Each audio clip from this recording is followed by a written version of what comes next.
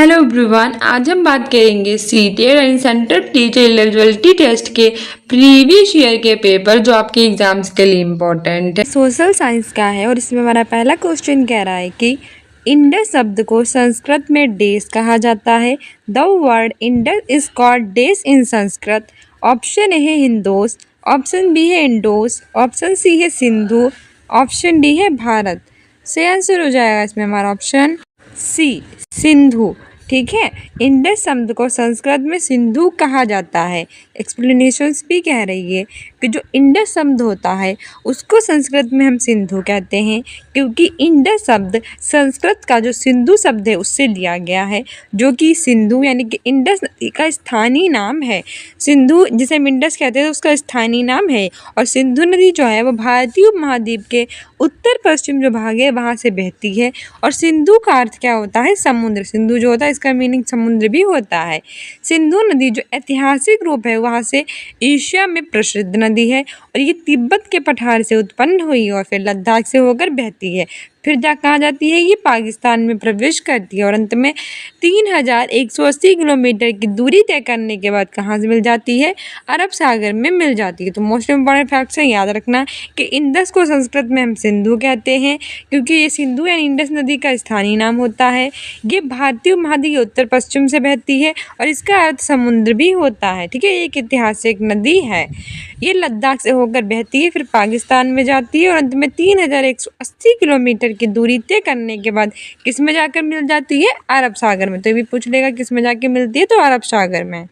अगला क्वेश्चन कह रहा है कि निम्नलिखित में से कौन सा महापाषाण युगीन स्थल है? Which of the following is a megalithic site? Option A है ब्रह्मगिरी, ऑप्शन बी है दाउजली हैंडिंग, ऑप्शन सी है भीमबेटका, ऑप्शन डी है मेहरगढ़। से आंसर हो जाएगा इसमें हमारा ऑप्शन ए, ब्रह्मगिरी। ठीक है, इनमें से जो महापाषाण युगीन स्थल है वो ब्रह्मगिरी है। एक्सप्लेनेशन भी कह रही है कि ब्रह्मगिरी एक महापाषाण युगीन स्थल है, और महापाषाण काल के लोग जो होते हैं वे पशुपालन, कृषि कार्य जैसी क्रियाएं भी करते थे। महापाषाण काल में जो कुठार संस्कृति है उसके समय जो शिशु और वयस्क हैं उनके शवों को गाड़ने की जो अनेक विधियां थी वो प्रचलित थी। ब्रह्मगिरी है ये कर्नाटक राज्य के चित्रदुर्ग जनपद में स्थित है, और इसी क्षेत्र में सिद्धपुर नामक ग्राम है जहाँ अशोक का एक शिलालेख मिला है। यहाँ पे जो एक सिद्धपुर नामक गांव है वहाँ से क्या मिला है? अशोक का एक शिलालेख। ब्रह्मगिरी ने सबसे पहले दक्षिण भारत में पाषाण युग के आरंभ से आदि ऐतिहासिक काल के आरंभ तक की मानव संस्कृति के अनेक चरणों के हमें क्या मिले हैं? अवशेष मिले हैं। तो एक तरह से आपका ये रिवीजन टैब में ये एक तरह से है जिससे अगर इससे रिलेटेड कोई क्वेश्चन आए तो आप अच्छे से उसको लगा पाएं। नेक्स्ट क्वेश्चन कह रहा है कि निम्नलिखित कथनों में से कौन सा कथन रजिया सुल्तान के दरबार में एक इतिहासकार मिन्हाज सिराज के संबंध में सही है? यानी कि हमसे ये पूछा है कि जो मिन्हाज उस सिराज थे जो रजिया सुल्तान के दरबार में थे, उनके बीच में कई सारे स्टेटमेंट है, कौन सा स्टेटमेंट सही है? ठीक है, which of the following statements are true about Minhaj Siraj a code of Razia Sultan? Statement first है कि उसने स्वीकार किया कि रजिया अपने सभी भाइयों में अधिक योग्य और सक्षम थी। He recognized that Rajia was more able and qualified than all her brothers. Option B है कि मतलब कथन बी है कि वह एक रानी को शासक के रूप में मान्यता नहीं दे पा रहा था। He was not comfortable at having a queen as a ruler. तो हमें चूज द अप्रोप्रिएट ऑप्शन, सही विकल्प चुनना है। पहला कह रहा है कि ओनली ए इज करेक्ट, केवल ये सही है। ऑप्शन बी है ओनली बी इज करेक्ट, केवल दूसरा वाला सही है। तीसरा है only first and B second यानी कि और बी दोनों सही हैं। चौथा कह रहा है कि both A and B are incorrect, भी दोनों सही नहीं हैं। से आंसर हो जाएगा इसमें हमारा ऑप्शन सी कि both A and B are correct, यानी कि ए और बी दोनों सही हैं। ठीक है, दोनों ऑप्शन सही हैं क्योंकि मिन्हाज सिराज ये 13वीं सदी के फारसी इतिहासकार थे। तो मिन्हाज सिराज कौन से थे? ये रजिया सुल्तान के शासनकाल में थे, 13वीं सदी के फारसी इतिहासकार थे। इन्होंने उत्तर भारत में दिल्ली के मामलुक जो होता है उन गुलाम वंश को कहते हैं। तो मामलुक सल्तनत के एक प्रमुख इतिहासकार थे। तो आपसे ये भी पूछ लेगा कि मामलुक किस वंश को कहते थे? मुगल काल को ही कहते थे। मिन्हाज सिराज ने अपना काम तबकत-ए-नासरी गुलाम वंश के शासक नसरुद्दीन मोहम्मद को समर्पित किया था। उसने स्वीकार किया था कि जो रजिया थी वो अपने सभी भाइयों में कैसी थी? अधिक योग्य और सक्षम थी, यानी उसके जितने भी भाई थे उन सबसे अच्छा रजिया सुल्तान थी। मिनहाज सिराज ने कहा कि रानी का शासन ईश्वर द्वारा बनाई गई जो आदर्श सामाजिक व्यवस्था होती है उसके खिलाफ होता है, जिससे महिलाओं के पुरुषों के अधीन जो होता है वो माना जाता है, अर्थात रानी के शासक के रूप में मान्यता नहीं दे पाते हैं। और ये बात रुजिया सुल्तान के बारे में सही थी, क्योंकि अपने पिता इल्तुतमिश के मृत्यु के बाद शासक बनी थी, पर लोगों ने उन्हें स्वीकार नहीं कर पाया था क्योंकि वो एक महिला थी। ठीक है, नेक्स्ट क्वेश्चन कह रहा है कि दिल्ली की वास्तुकला के इतिहास की कक्षा में चर्चा के समय शिक्षक को जोर देना चाहिए। In a history discussion on architecture of Delhi a teacher needs to focus on. Option A है सामाजिक दावे और प्रभुत्व पर, इम्पेरियल असेसन एंड डोमिनेंस।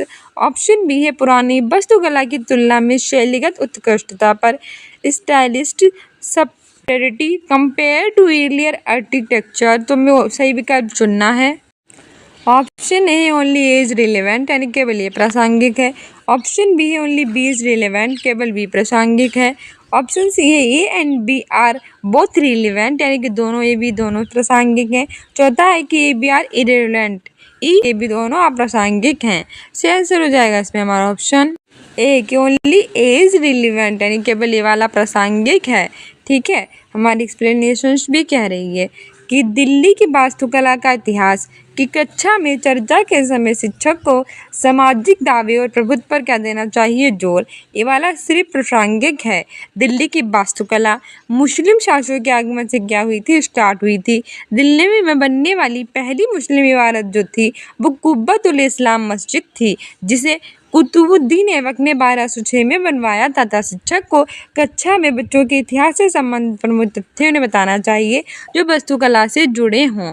अच्छा, इसमें कहना क्या चाहता है कि अगर हमारी हिस्ट्री की क्लास चल रही है तो उसमें क्या करना चाहिए कि शिक्षक का एक टीचर होने के नाते आपको सामाजिक दावे पर जोर देना चाहिए। जैसे कि जो दिल्ली की वास्तुकला थी वो कब से स्टार्ट हुई थी, मुस्लिम शासकों के आगमन से, और इसमें बनने वाली पहली मुस्लिम इमारत कुब्बतुल इस्लाम मस्जिद थी, जो किसने बनाई थी, कुतुबुद्दीन ऐबक ने। कब बनाई थी, 1206 में। और ये जो थे ये गुलाम वंश के थे। शिक्षक को कक्षा में सारे तथ्य रखकर बच्चों को बताने चाहिए जिससे वो अच्छे से इसके बारे में समझ सकें। नेक्स्ट क्वेश्चन कह रहा है कि कथनों ए और बी को पढ़ें और सही विकल्प चुनें। Read statement A and B and choose the correct option. Statement A है कि Brahmins were not allowed to eat non vegetarian food. Statement B है कि द ब्राह्मण पुराण a 13th century Sanskrit text from Bengal permitted the local Brahmins to eat certain varieties of fish। यानी कि ब्राह्मणों को सामीज भोजन करने की अनुमति नहीं थी। और जो बृहद्धर्म पुराण था उसमें बंगाल में रचित 13वीं शताब्दी का संस्कृत ग्रंथ है। वे स्थानीय ब्राह्मणों को कुछ खास किस्मों की मछली जो थी उसको खाने की अनुमति देते थे। तो ये हमारे जो विकल्प हैं, फर्स्ट है कि A is true but B is false, ये तो सही है पर बी वाला गलत है। सेकेंड है कि B is true but A is false, B वाला तो सही है लेकिन ये गलत है। थर्ड है कि both A and B are false, यानी ए बी दोनों गलत हैं। चौथा है कि both A and B are true, यानी कि दोनों सही हैं। सही आंसर हो जाएगा इसमें हमारा ऑप्शन डी कि both A and B are true, यानी कि दोनों ऑप्शन सही हैं। एक्सप्लेनेशंस भी कह रही है कि जो सामीज भोजन होता है वह भोजन होता है जिसमें मांस, मदिरा आदि का सेवन किया जाता है, जिसे ब्राह्मणों को खाने की अनुमति नहीं थी। भोजन कितने होते हैं, दो प्रकार के, निरामिष एक सामीज। सामीज भोजन उस भोजन को कहते हैं जिसमें मांस मदिरा जो होता है वो खा लिया जाता है, और ये भोजन ब्राह्मणों को खाने की अनुमति नहीं होती क्योंकि जो ब्राह्मण होते हैं वो मांस मदिरा का सेवन नहीं करते हैं। बृहद्धर्म पुराण जो थी 13वीं शताब्दी का संस्कृत का ग्रंथ था, उसमें ब्राह्मणों को एक खास प्रकार की जो मछली थी वो खाने की अनुमति देता था। और बृहद्धर्म पुराण एक हिंदू धार्मिक ग्रंथ है जिसमें 18 उपपुराणों में से मुख्यतः अंतिम पुराण के रूप में वर्गीकृत किया गया। इस तरह से दोनों सही हैं। ठीक है, जो हमारा पुराण है उसमें से एक मछली थी खास किस्म की, वो ब्राह्मणों को खाने की अनुमति थी। उसमें बताया भी गया है बंगाल में, बल्कि और किसी भी चीज़ को खाने की अनुमति ब्राह्मणों को नहीं थी, वो मांस मदिरा का सेवन नहीं कर सकते। ठीक है, ये 13वीं शताब्दी के ग्रंथ बृहद्धर्म पुराण से हमें पता चलता है। नेक्स्ट क्वेश्चन कह रहा है कि after the revolt of 1857 British introduced the following changes to design control on India. यानी कि 1857 के विद्रोह के बाद अंग्रेजों ने भारत पर पुनः नियंत्रण पाने के लिए निम्नलिखित बदलाव किए। ऑप्शन ए है कि ईस्ट इंडिया कंपनी के जो सारे अधिकार थे वो ब्रिटिश साम्राज्य को हस्तांतरित किए गए। Power was transferred from East India Company to the British Crown. Option B है भारतीय सिपाहियों को संतुष्ट करने के लिए उनके अनुपात को बढ़ाया गया। Proportion of India soldiers were increased to appease them. Option C है खेतीहरों को भूस्वामियों से सुरक्षित रखने के लिए नीतियां बनाई गईं। Policies were made to protect the tillers from landlords. और ऑप्शन डी है अंग्रेजों ने भारत के लोगों के धार्मिक और सामाजिक रीति रिवाजों का सम्मान करने का निर्णय किया। British decided to respect customary regions and social practices of people in India। इसमें से हमें चूज द करेक्ट ऑप्शन सही विकल्प चुनना है। ऑप्शन ए है A B and C are true, A B C सही है। ऑप्शन बी है B C D are true, B C D सही है। ऑप्शन सी है A D are true, A और डी सही है। ऑप्शन डी है A B are true, A और बी सही है। सही आंसर हो जाएगा इसमें हमारा ऑप्शन सी कि A and D are true, A और डी है इसमें से सही है। नेशंस कह रही है कि 1857 का विद्रोह भारत में ब्रिटिश ईस्ट इंडिया कंपनी के शासन के खिलाफ एक व्यापक लेकिन असफल विद्रोह था। यानी कि जो 1857 का विद्रोह था बहुत ही ज़्यादा व्यापक था, यानी बहुत बड़ी मात्रा में फैला था, लेकिन ये कैसा रहा था, असफल, यानी इसमें सफलता जो थी वो नहीं मिली थी।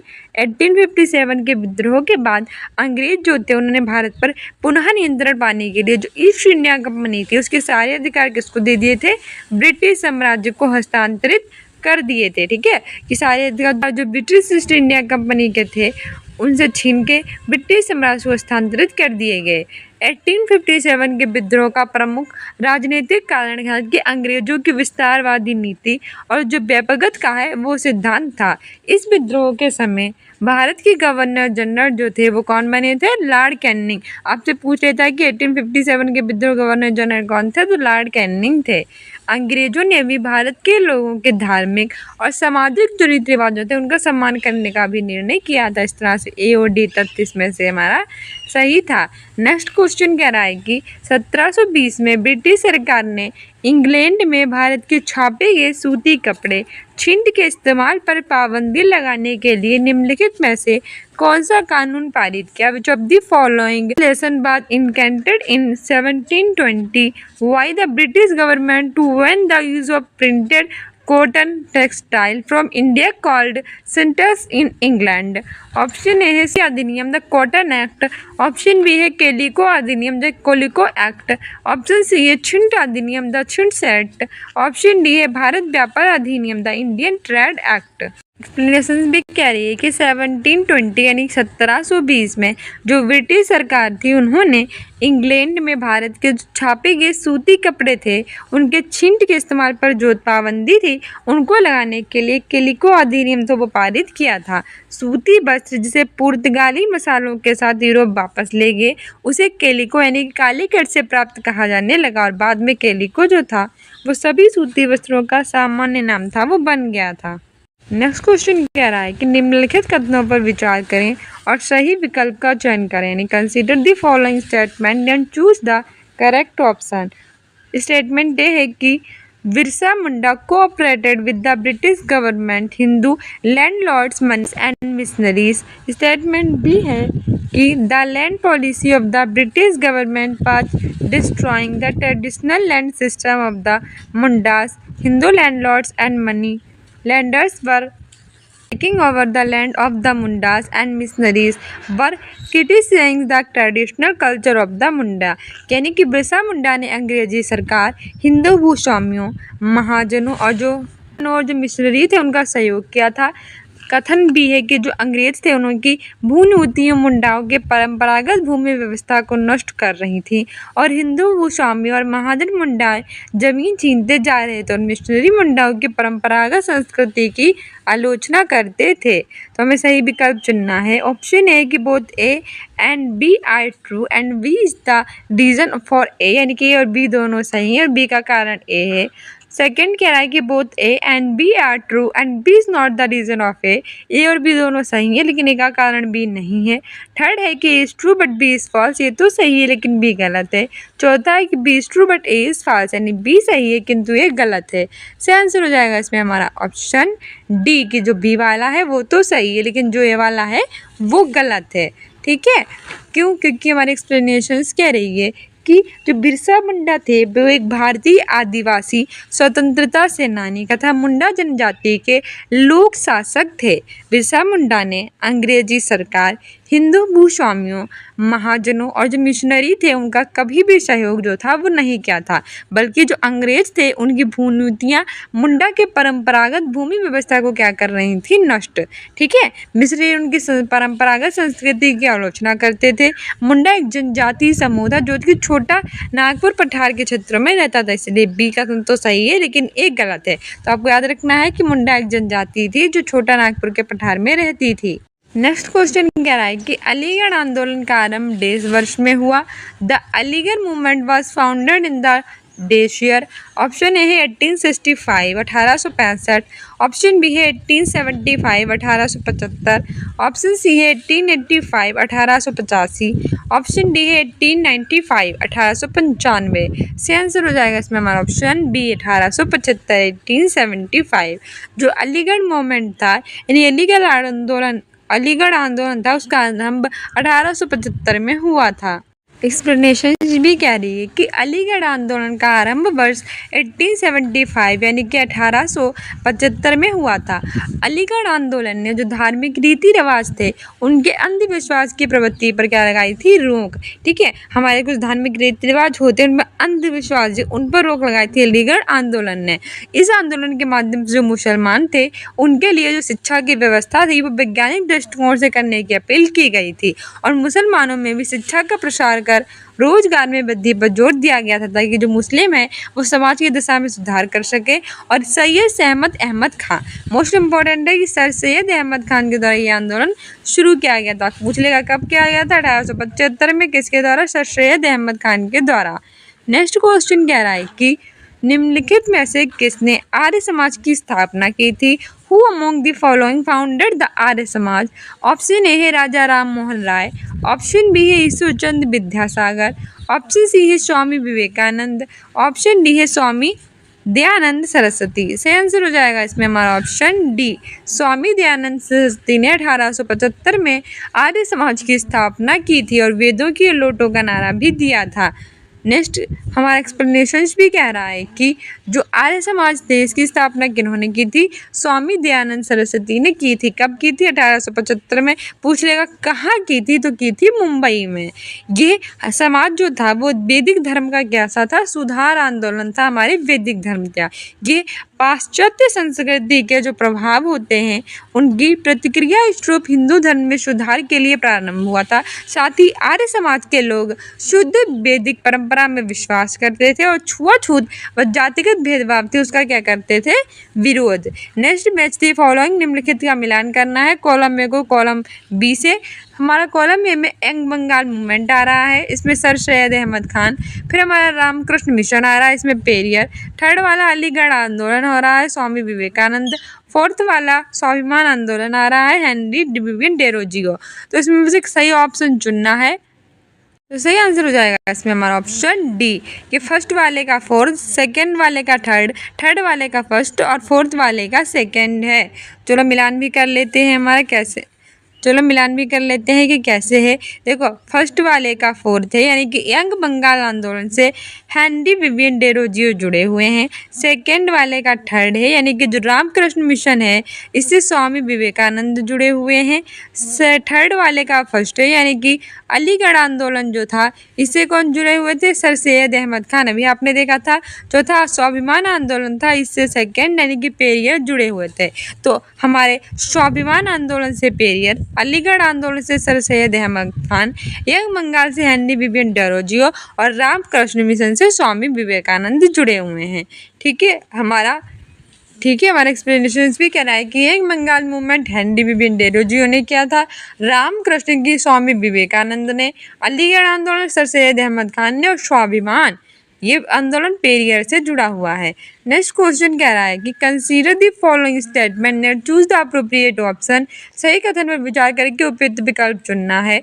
स्टेटमेंट ये है कि the Muslim league announced 16 August 1946 as direct action day for winning the demand for Pakistan. Statement B है कि the cabinet mission succeeded in providing a suitable political framework for free India that was acceptable for both the Congress and the Muslim League.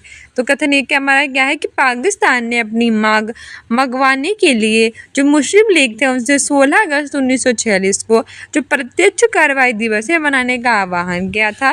कथन भी था कि cabinet mission स्वतंत्र भारत के लिए एक उपयुक्त राजनीतिक बंदोबस्त में जो कांग्रेस और मुस्लिम लीग दोनों को स्वीकार हो सुझाने में क्या रही थी सफल।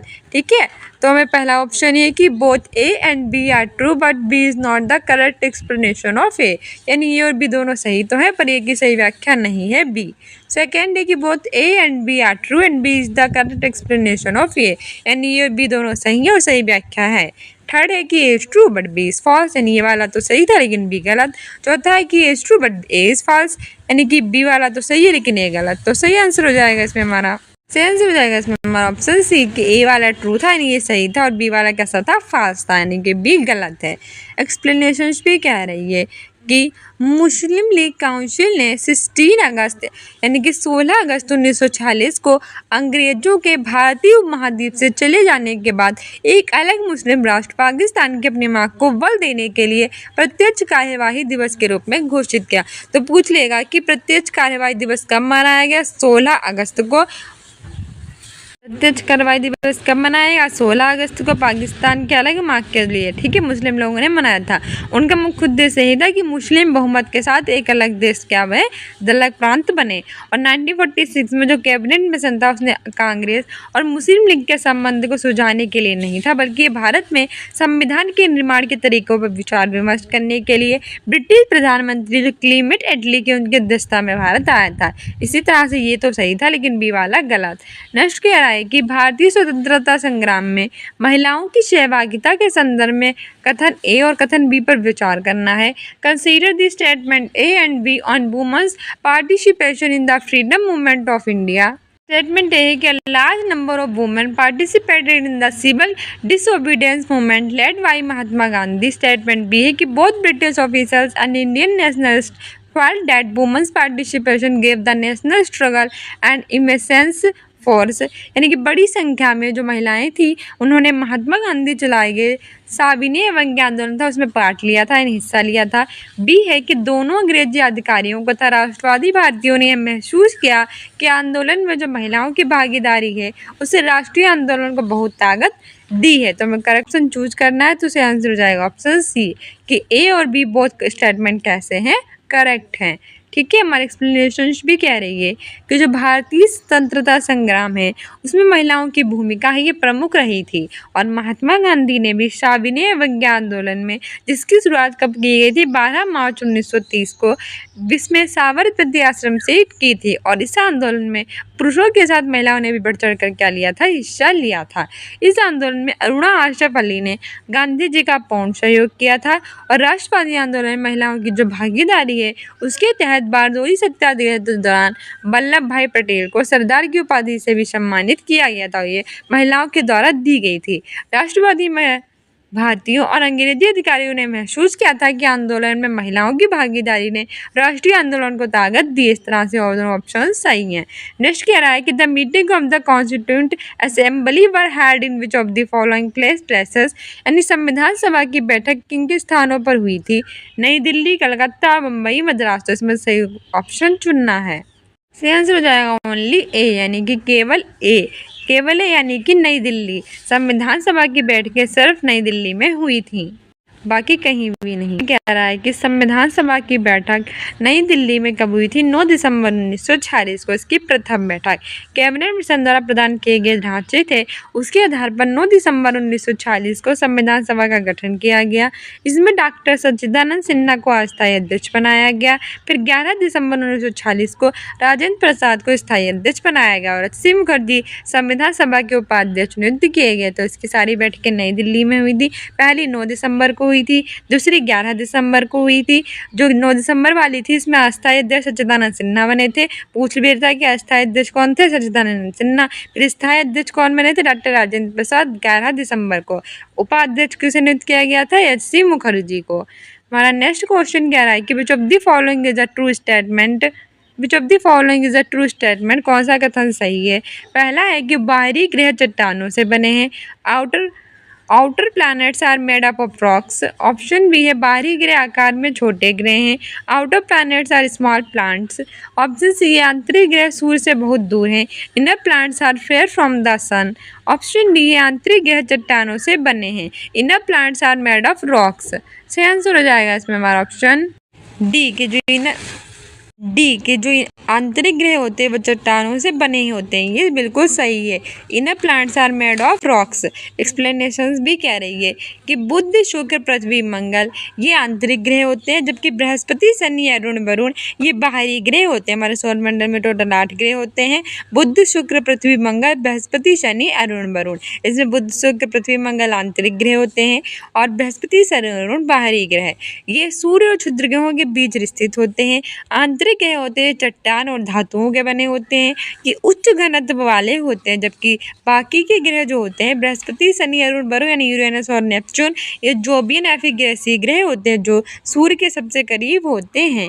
ठीक है, इसमें जो बुध, शुक्र होता है इसका कोई उपग्रह नहीं होता। पृथ्वी का एक चंद्रमा होता है उपग्रह चंद्रमा, और मंगल के 2 होते हैं उपग्रह फोबोस और डीमोस।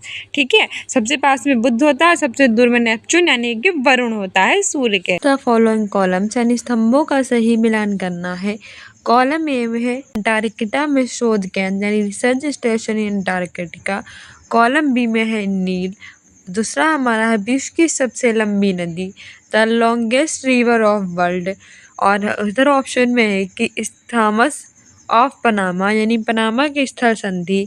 तीसरा है विश्व की सबसे बड़ी नदी, the largest river of world, Amazon. और चौथा है हमारा कि strip of land between north and south America यानी कि दक्षिण अमेरिका और उत्तरी अमेरिका के बीच संकरी भूमि, और हमारा दक्षिण गंगोत्री।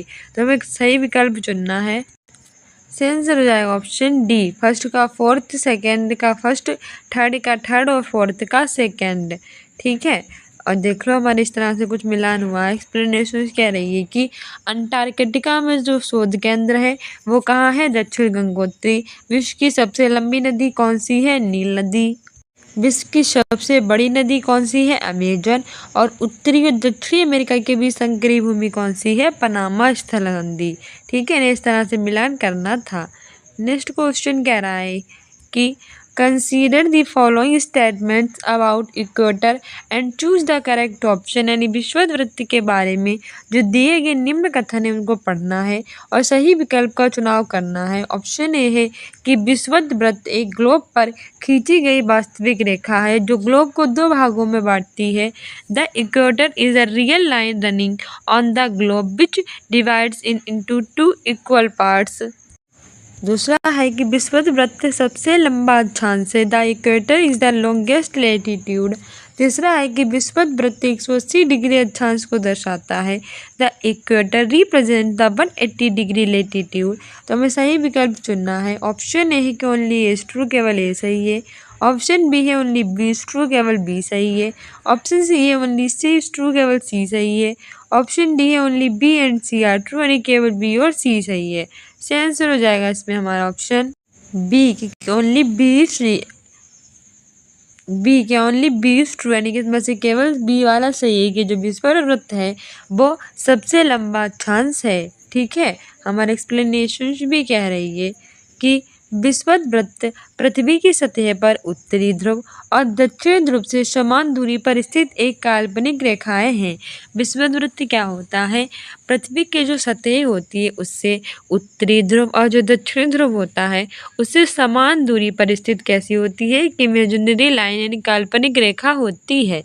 ये पृथ्वी को उत्तरी और दक्षिणी गोलार्ध में विभाजित करती है। क्या करती है, जो हमारी पृथ्वी अर्थ होती है उसको उत्तरी और दक्षिणी गोलार्ध में विभाजित कर देती है तथा ये पृथ्वी के केंद्र से सबसे ज़्यादा दूरस्थ भूमध्य रेखीय भार पर स्थित पूरब से पश्चिम की ओर खींची गई कैसी रेखा होती है? काल्पनिक रेखा। इसको हम विषुवत रेखा यानी कि भूमध्य रेखा कहते हैं और ये विषुवत रेखा सबसे लंबी अक्षांश रेखा है। ये कथन हमारा बिल्कुल सही है। ठीक है, नेक्स्ट क्वेश्चन कह रहा है कि देखो याद रखना है कि जो है ये काल्पनिक रेखा होती है। Consider the following statements about meridians.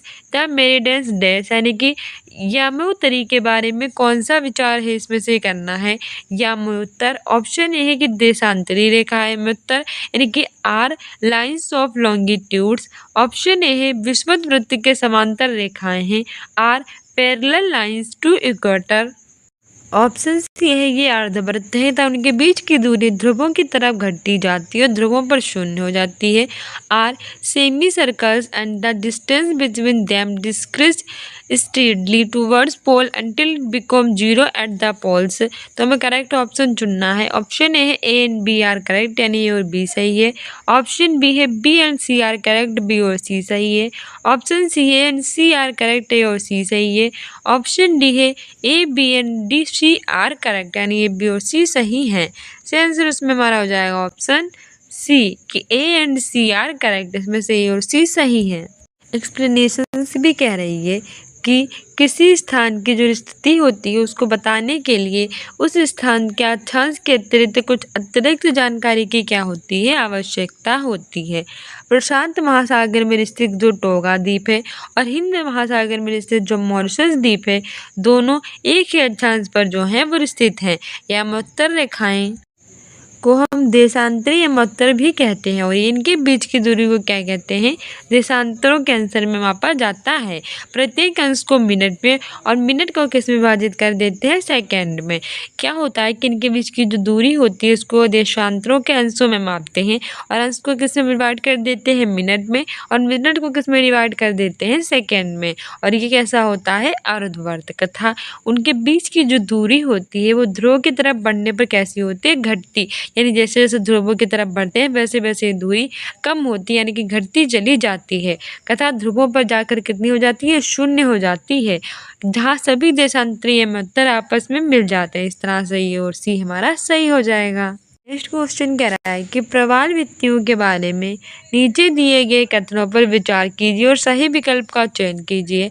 Consider the following statements about coral reefs and choose the correct option. Option A है कि प्रवाल बड़े समुद्री जीवों के कंकाल हैं। Corals are skeletons of large marine animals. Option B है प्रवाल भित्तियां समुद्र तट को कटाव से रोकने में महत्वपूर्ण भूमिका निभाती हैं। Coral reefs play an important role in protecting the coast line from erosions. Option C है जब जीवित पॉलिप मरते हैं तब उनके कंकाल बच जाते हैं। इन कंकालों के इकट्ठे होने से प्रवाल द्वीप बनते हैं। When the living polyps die, their skeletons are left and collections of these skeletons from coral island. तो हमें सही विकल्प चुनना है। ऑप्शन ए है A and B are true यानी कि और बी सही है। ऑप्शन बी है B and C are true यानी कि बी और सी सही है। ऑप्शन सी है A and C are true यानी कि ए और सी सही है। ऑप्शन डी है और A B C are true यानी कि ए बी सी सभी सही हैं। सही आंसर हो जाएगा ऑप्शन बी। बी और सी जो हमारे हैं वो ट्रू हैं यानी कि सही हैं। यानी कि इसने हमसे पूछा था कि इनमें से कौन सा है जो प्रवाल भित्तियों के बारे में बिल्कुल सही होता है। तो ये वाला जो है ऑप्शन बी ये बिल्कुल सही है कि जो प्रवाल भित्तियाँ होती हैं वो समुद्र के तट को क्या करती हैं? कटाव से रोकने में महत्वपूर्ण भूमिका निभाती हैं। ठीक है, और थर्ड वाला भी बिल्कुल सही था कि जब जीवित पॉलिप जो होते हैं वो मरते हैं तब उनके कंकाल कैसे होते हैं? बच जाते हैं और इन कंकालों के इकट्ठा होने से प्रवाल द्वीप जो होते हैं वो बनते हैं। लेकिन ये ऑप्शन ये वाला हमारा गलत है कि प्रवाल बड़े समुद्री जीवों के कंकाल है, लेकिन इनसे हमसे सही पूछा था तो सेकेंड और थर्ड हो जाएगा जो कि हमारा सेकेंड ऑप्शन में दिया गया है। हमारा एक्सप्लेनेशन भी कह रही है कि जो प्रवाल पॉलिप्स होते हैं वो कम समय तक जीवित रहने वाले सूक्ष्म प्राणी होते हैं जो कि किस में रहते हैं? समूह में। इनका विकास जो होता है वो छिछले समुद्र तथा गर्म जल में होता है। इनके अगर डेवलपमेंट की बात करें कि किधर होता है जाकर, तो वो छिछला समुद्र और गर्म जल होता है उसमें होता है। इसमें कैल्शियम कार्बोनेट का स्राव होता है। किसका होता है? कैल्शियम कार्बोनेट का, ठीक है। और समुद्र तट के कटाव को रोकने में ये महत्वपूर्ण भूमिका निभाते हैं। ऑस्ट्रेलिया का जो ग्रेट बैरियर रीफ है, ये प्रवाल रोधिका का कैसा उदाहरण है? अच्छा, प्रवाल वाले जो हैं वो हर्ष आकार वाले रोधिक होते हैं और प्रवाल का निर्माण जीवित पौलाव के मरने के पश्चात बचे हुए कंकाल से होता है, इसलिए बी और सी सही है। नेक्स्ट क्वेश्चन कह रहा है कि एक प्रारंभिक स्तर की शिक्षिका अपनी कक्षा में रेगिस्तान में जीवन की थीम को पढ़ाना चाहती है। निम्न में से किन विशेषताओं को कक्षा की चर्चा में स्थान मिलना चाहिए? And elementary teacher wants to introduce that theme life in the deserts to her class. Which of the following characteristics has to be part of the class discussion? ठीक है, एक हुआ क्या है कि जो प्रारंभिक स्तर की टीचर है वो क्या करती है कि अपने क्लासरूम में जो रेगिस्तान में जीवन है वो थीमें पढ़ाना चाहती है। तो इसके लिए उसकी विशेषताओं को कक्षा की चर्चा में कौन सी मिलना चाहिए? ऑप्शन ए है अत्यधिक तापमान यानी कि एक्सट्रीम टेम्परेचर, ऑप्शन बी है निम्न वर्षा लो रेनफॉल, ऑप्शन सी है बहुत कम वनस्पति स्कैंटी वेजिटेबल और ऑप्शन डी है शुष्क प्रदेश अराइड रीजन। इसमें से हमें सही विकल्प चुनना है। तो ऑप्शन ए है ए बी एंड सी यानी ए बी और सी सही है। ऑप्शन बी है B C D and B C D सही है। ऑप्शन सी है ए सी डी यानी ए सी डी सही है। ऑप्शन डी है all A B C D यानी कि सभी ए बी सी डी सही हैं। आंसर हो जाएगा इसमें हमारा ऑप्शन डी कि all A B C D are true यानी कि ए बी सी डी सभी सही हैं। जैसे कि इसने हमसे क्या पूछा था कि जो प्रारंभिक स्तर के टीचर होने के नाते हम पढ़ाना चाहते हैं रेगिस्तान में जीवन की थीम को, तो इसके लिए हमें कक्षा में किसको स्थान देना चाहिए विशेषता को? तो हम अत्यधिक तापमान को भी दे सकते हैं, निम्न वर्षा को भी दे सकते हैं, बहुत कम वनस्पति को भी दे सकते हैं और शुष्क प्रदेश इसको भी दे सकते हैं। इन सभी को स्थान दे सकते हैं रेगिस्तान में जीवन की थीम पढ़ाने के लिए, ठीक है। हमारा एक्सप्लेनेशन भी कह रहा है कि जो प्रारंभिक स्तर की शिक्षिका है वो अपनी क्लासरूम में रेगिस्तान में जीवन है उसकी थीम पढ़ाना चाहती है। इसके लिए वो शुष्क प्रदेश की विशेषताओं को कक्षा की चर्चा में स्थान जो है वो दे सकती है, यानी कि उनको स्थान मिलना चाहिए जहाँ पर अत्यधिक तापमान, निम्न वर्षा तथा बहुत कम वनस्पति की क्या होती हैं विशेषताएं, ठीक है। जैसे कि राजस्थान की जलवायु में शुष्क उष्ण मरुस्थलीय जलवायु की क्या होती हैं दशाएं जो होती हैं वो पाई जाती हैं। इस क्षेत्र में वनस्पति का अभाव होता है, यानी वनस्पति ना के बराबर होती हैं तथा कुछ भागों में जल प्राप्ति में विशेष प्रकार की कांटीली झाड़ियाँ होती हैं वो उग जाती हैं, यानी कि जल प्राप्ति अगर कुछ स्थानों पर हो जाती है तो वहाँ पे कटीली झाड़ियाँ होती हैं वो उगाती हैं।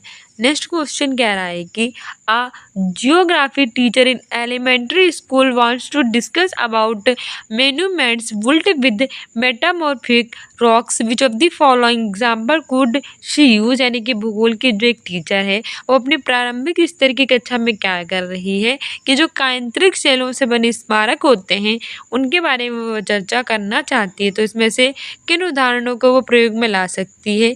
ऑप्शन ए है Taj Mahal, the Taj Mahal, option B है Lal Qila, the red fort. तो सही विकल्प का अप्रोप्रिएट ऑप्शन सही विकल्प का चुनाव करना है। ऑप्शन ए है ओनली ए, केवल ए चूज करना है।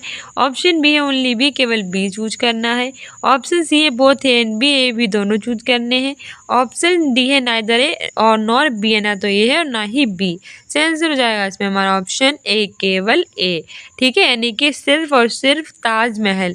अगर हम एक टीचर हैं और हम प्रारंभिक कक्षाओं में कायांतरिक चट्टानों से बने जो स्मारक हैं उनके बारे में चर्चा करना चाहते हैं तो हम सिर्फ ताजमहल का जो उदाहरण है वो ला सकते हैं, लाल किला का नहीं ला सकते, ठीक है। इसलिए ओनली ये वाला सही हो जाएगा। क्यों? क्योंकि हमारे एक्सप्लेनेशंस कह रही है कि जियोग्राफी के टीचर होने के नाते आप प्रारंभिक स्तर में अगर कायांतरिक शैलों से बनी स्मारक के बारे में डिस्कशन करना चाहते हैं तो आपको ताजमहल का उदाहरण जो है वो कक्षा में प्रयोग कर लेना चाहिए, क्योंकि जो ताजमहल का निर्माण है वो किससे हुआ है? मकराना मार्बल, ठीक है। ताजमहल का निर्माण मकराना मार्बल से हुआ है जो कि मूल रूप से चूना पत्थर का क्या है? कायांतरण से बना है। चूना और पत्थर के कायांतरण से बना है मकराना मार्बल। केवल इसका प्रयोग हुआ है ताजमहल में। और आप यही चर्चा करना चाहते हैं किसके बारे में, कांतरिक सेल के बारे में। तो अगर कांतरिक सेल के बारे में करना चाहेंगे तो उसका एग्जाम्पल ले लीजिए, जो कि चूना पत्थर के कांतरण से होता है, मरकराना मारवा यानी कि ताजमहल। ठीक है, इसलिए हम ताजमहल का एग्जाम्पल ले सकते हैं, उसे अच्छे से समझा सकते हैं कि आंतरिक सेल किस तरह से क्या होता है। जबकि लाल किला को हम नहीं ले सकते, क्योंकि लाल किला बना होता है बलुआ पत्थर से। अगर बलुआ पत्थर वाला कोई आप एग्जाम्पल लेना चाहते हैं तब आप ले सकते हैं लाल किला। कांतरिक चट्टान में, कांतरिक में नहीं ले सकते, इसीलिए सिर्फ ऑप्शन ए सही है, बी वाला गलत हो जाएगा।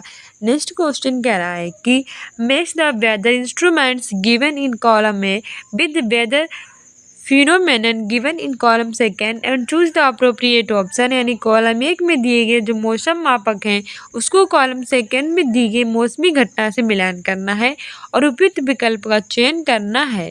ठीक है, कॉलम ए में हमारा थर्मामीटर, वायु दाब मापी, वात दिग्दर्शी और वर्षा मापी यानी कि थीरोमीटर, बेरोमीटर, वाइंड वैन और रेन गज दिया गया है। और हमारा कॉलम सेकेंड में पवन की दिशा, वर्षा की मात्रा, वायु का तापमान और वायु दाब यानी कि direction of the wind, amount of rainfall, air temperature और एयर प्रेशर दिया गया है। इसमें से विकल्प सही चुनना है। सही आंसर हो जाएगा ऑप्शन सी, फर्स्ट का थर्ड, सेकेंड का फोर्थ, थर्ड का फर्स्ट और फोर्थ का सेकेंड सही हो जाएगा। कैसे, जरा हम अपनी एक्सप्लेनेशंस के माध्यम से देख लेते हैं। देखो, हमारा जो थर्मामीटर है वो क्या कहता है कि तापमान को मापता है, यानी तापमान के काम आता है। वही वायुदाब मापी है, ये वायुदाब से रिलेटेड है। वात दिग्दर्शी है, ये पवन की दिशा से रिलेटेड है। और वही वर्षा मापी है, ये वर्षा की जो मात्रा है उससे रिलेटेड है। ठीक है, तो अलग अलग भी एग्जाम में पूछ लेगा और एक साथ भी, तो अच्छे से याद कर लेना। थर्मामीटर तापमान, वायुदाब मापी वायुदाब, वात दिग्दर्शी पवन की दिशा, वर्षा मापी वर्षा की मात्रा से है। ठीक है, नेक्स्ट क्वेश्चन कह रहा है कि समताप मंडल के बारे में निम्न में से कौन से कथन सही हैं। Which among the following statements about stratosphere is the correct. Option A है कि ये परत बादलों और मौसम संबंधी घटनाओं से लगभग मुक्त होती है। This layer is almost free from clouds and associated weather phenomenon. दूसरा है कि इसमें ओजोन की परत होती है। It contains a layer of ozone. Option C, ये उल्का पिंड इस परत में जल जाते हैं। Meteoroids burn up in this layer. तो हमें उपयुक्त विकल्प का चयन करना है। ऑप्शन ए एंड बी है, ऑप्शन बी है ए और सी है, ऑप्शन सी है बी और सी है और ऑप्शन डी है केवल ए है। सही आंसर हो जाएगा इसमें हमारा ऑप्शन ए, कि हमारा सही आंसर ए और बी है। ए और बी कौन कौन से हैं कि यह परत बादलों और मौसम संबंधी घटनाओं से लगभग मुक्त होती है और इसमें ओजोन की परत जो है वो होती है। ये दोनों हमारे बिल्कुल सही है। किसके बारे में सही है, समताप मंडल के बारे में। और पूछा हमसे क्या था कि इसमें से कौन सा स्ट्रियोफेयर के बारे में सही है। देख लेना, सही पूछा था कि गलत, तो सही पूछा था। तो हमारा बिल्कुल ये वाला सही है कि जो ये समताप मंडल होती है ये बादल और मौसम संबंधी घटनाओं से कैसी होती है, फ्री होती है, बिल्कुल मुक्त होती है। साथ ही समताप मंडल में ओजोन की परत भी होती है और विश्व ओजोन दिवस 16 सितंबर को मनाते हैं, ये भी याद रखना। आगे बढ़ते हैं। एक्सप्लेनेशंस भी कह रही है कि समताप मंडल में जो ओजोन परत होती है वो पाई जाती है और उसको हम क्या कहते हैं, इसको हम ओजोन मंडल भी कहते हैं। समताप मंडल में ओजोन परत पाई जाती है, ओजोन परत पाए जाने के कारण समताप मंडल को हम ओजोन मंडल भी कहते हैं, स्ट्रेटोस्फेयर भी कहते हैं इंग्लिश में। वहीं क्षोभ मंडल है जिसको हम ट्रोपोस्फेयर कहते हैं, ये सीमा के ऊपर समताप मंडल का विस्तार पाया जाता है। यानी क्षोभ मंडल पहली परत है, उसके ऊपर हमारी ओजोन मंडल यानी कि समताप मंडल है, फिर हमारी मध्य मंडल है, फिर बाहरी मंडल। इस तरह से टोटल 5 परतें हैं। इस मंडल में बदलाव और इस मंडल में बादल और मौसम की कितनी भी घटनाएं होती हैं, इस मंडल में क्या होता है कि बादल और मौसम संबंधी घटनाएं जो होती हैं वो नहीं होती हैं। बादल और मौसम की समस्त घटनाएं क्षोभ मंडल में होती हैं, ना कि समताप मंडल में। इसलिए ए कथन और बी कथन दोनों सही हैं। तो इसमें से मोस्ट इंपॉर्टेंट चीज़ें हैं, आपके एग्जाम में बार बार पूछी जाती हैं। ओजोन परत किस मंडल में पाई जाती है, समताप मंडल में। इसे और किस नाम से जानते हैं, ओजोन मंडल। इंग्लिश में से क्या कहते हैं, स्ट्रेटोस्फेयर। ठीक है, और ये क्षोभ मंडल की ऊपरी परत होती है। टोटल कितनी मंडल पाई जाती हैं, 5 पाई जाती हैं। ओजोन मंडल, ठीक है, टोटल 5 पाई जाती हैं और जिसमें मौसम संबंधी घटनाएं जो होती हैं वो क्षोभ मंडल में होती है, समताप मंडल में ये नहीं होती हैं। नेक्स्ट क्वेश्चन कह रहा है कि which of the following is are examples of assertion that cultural differences exciting in the world of the outcomes of human interactions with the environment, यानी कि निम्नलिखित में से कौन से इस दावे के उदाहरण हैं कि विश्व में पाए जाने वाले सांस्कृतिक अंतर मानव के अपने पर्यावरण के साथ की गई जो अंतरक्रिया है उसका परिणाम है। ऑप्शन ए है कि अमेजन बेसिन में लोग तीव्र ढलान वाली छतों के मकान में रहते हैं। People of Amazon basin lives in house with the steeply slanting roof. Option B है कि अमेजन बेसिन में लोग कर्तन और दहन कृषि पद्धति का प्रयोग करते हैं। People of Amazon practice slash and burn agriculture. Option C है बिहार और असम के लोग सिल्क से हस्तशिल्प बनाते हैं। People in Bihar and Assam make handicrafts from silk. तो हमें सही ऑप्शन चुनना है। ऑप्शन ए है ओनली ए एंड बी, केवल ए और बी सही है। ऑप्शन बी है ओनली बी एंड सी, केवल बी और सी सही है। ऑप्शन सी है ओनली ए एंड सी, ए और सी सही है। ऑप्शन डी है ऑल ए बी एंड सी, यानी ए बी सी सही है। सही आंसर हो जाएगा इसमें हमारा ऑप्शन डी कि all A B and C are true, यानी कि ए बी सी तीनों हमारे क्या हैं, सही हैं। ठीक है, इसने हमसे यही पूछा था कि विश्व में पाए जाने वाले जो सांस्कृतिक अंतर होते हैं वो मानव के अपने पर्यावरण के साथ की गई अंतःक्रिया का परिणाम है। इस दावे के कौन से उदाहरण होते हैं? तो पहला वाला भी है कि जो अमेजन है वो बेसिन में लोग क्या करते हैं, तीव्र ढलान वाली छतन मकान में रहते हैं। अमेज बेसिन में लोग कर्तन दहन यानी स्लैश एंड बर्न एग्रीकल्चर पद्धति का प्रयोग करते हैं। और बिहार और असम के लोग सिल्क से हस्तशिल्प बनाते हैं। तीनों जो हैं उसकी अंतःक्रिया के क्या है, परिणाम है। एक्सप्लेनेशन भी कह रही है कि विश्व में पाए जाने वाले जो सांस्कृतिक अंतर होते हैं वो मानव के अपने पर्यावरण के साथ किए गए जो अंतःक्रिया होती है उसका क्या होती हैं, परिणाम होते हैं। और इसके कई सारे उदाहरण होते हैं, जैसे कि अमेजन बेसिन जो होता है वो भूमध्य रेखा के आसपास फैला हुआ होता है और पूरे वर्ष यहाँ गर्म और जो नम जलवायु होती है वो रहती है। साथ ही वर्षा वन अत्यधिक मात्रा में घरों के लिए जो लकड़ी होती है वो प्रदान करते हैं। कुछ परिवार मधुमक्खी के छत्ते के आकार वाले छप्पर के घरों में रहते हैं, जबकि कुछ लोग क्या करते हैं कि मलुका कहे जाने वाले जो अपार्टमेंट होते हैं ऐसे घरों में क्या करते हैं, रहते हैं, जिनकी छत कैसी होती है, तीव्र ढलान वाली होती है। ठीक है, वहीं अमेजन बेसिन में लोग कर्तन और दहन कृषि पद्धति का भी प्रयोग करते हैं। और इस पद्धति में क्या किया जाता है कि किसान पहले वृक्षों और झाड़ियों को काटकर उनकी भूमि को साफ करते हैं, फिर इनको जला देते हैं, जिससे पोषक तत्व क्या हो जाते हैं, मिट्टी में मिल जाती है और फसल की पैदावार अच्छी होती है। असम और बिहार में लोग टोकरी बनाने के लिए, चटाई बनाने के लिए, सिल्क से हस्तशिल्प बनाने के लिए प्रसिद्ध है। इसलिए ए, बी और सी सही है। नेक्स्ट क्वेश्चन कह रहा है कि कंसीडर दी फॉलोइंग स्टेटमेंट, यानी इस कथन पर हमें विचार करना है। स्टेटमेंट ये है, यानी कि कथन ये है कि एक सुखद मनोरम भूदृश्य एक संसाधन नहीं है। A pleasant beautiful landscape is not a resource. कथन सेकेंड है कि एक संसाधन को हमेशा आर्थिक मूल्य वाला होना अनिवार्य है। ए resource must always have an economic value. तो हमें चूज द करेक्ट ऑप्शन, सही विकल्प चुनना है।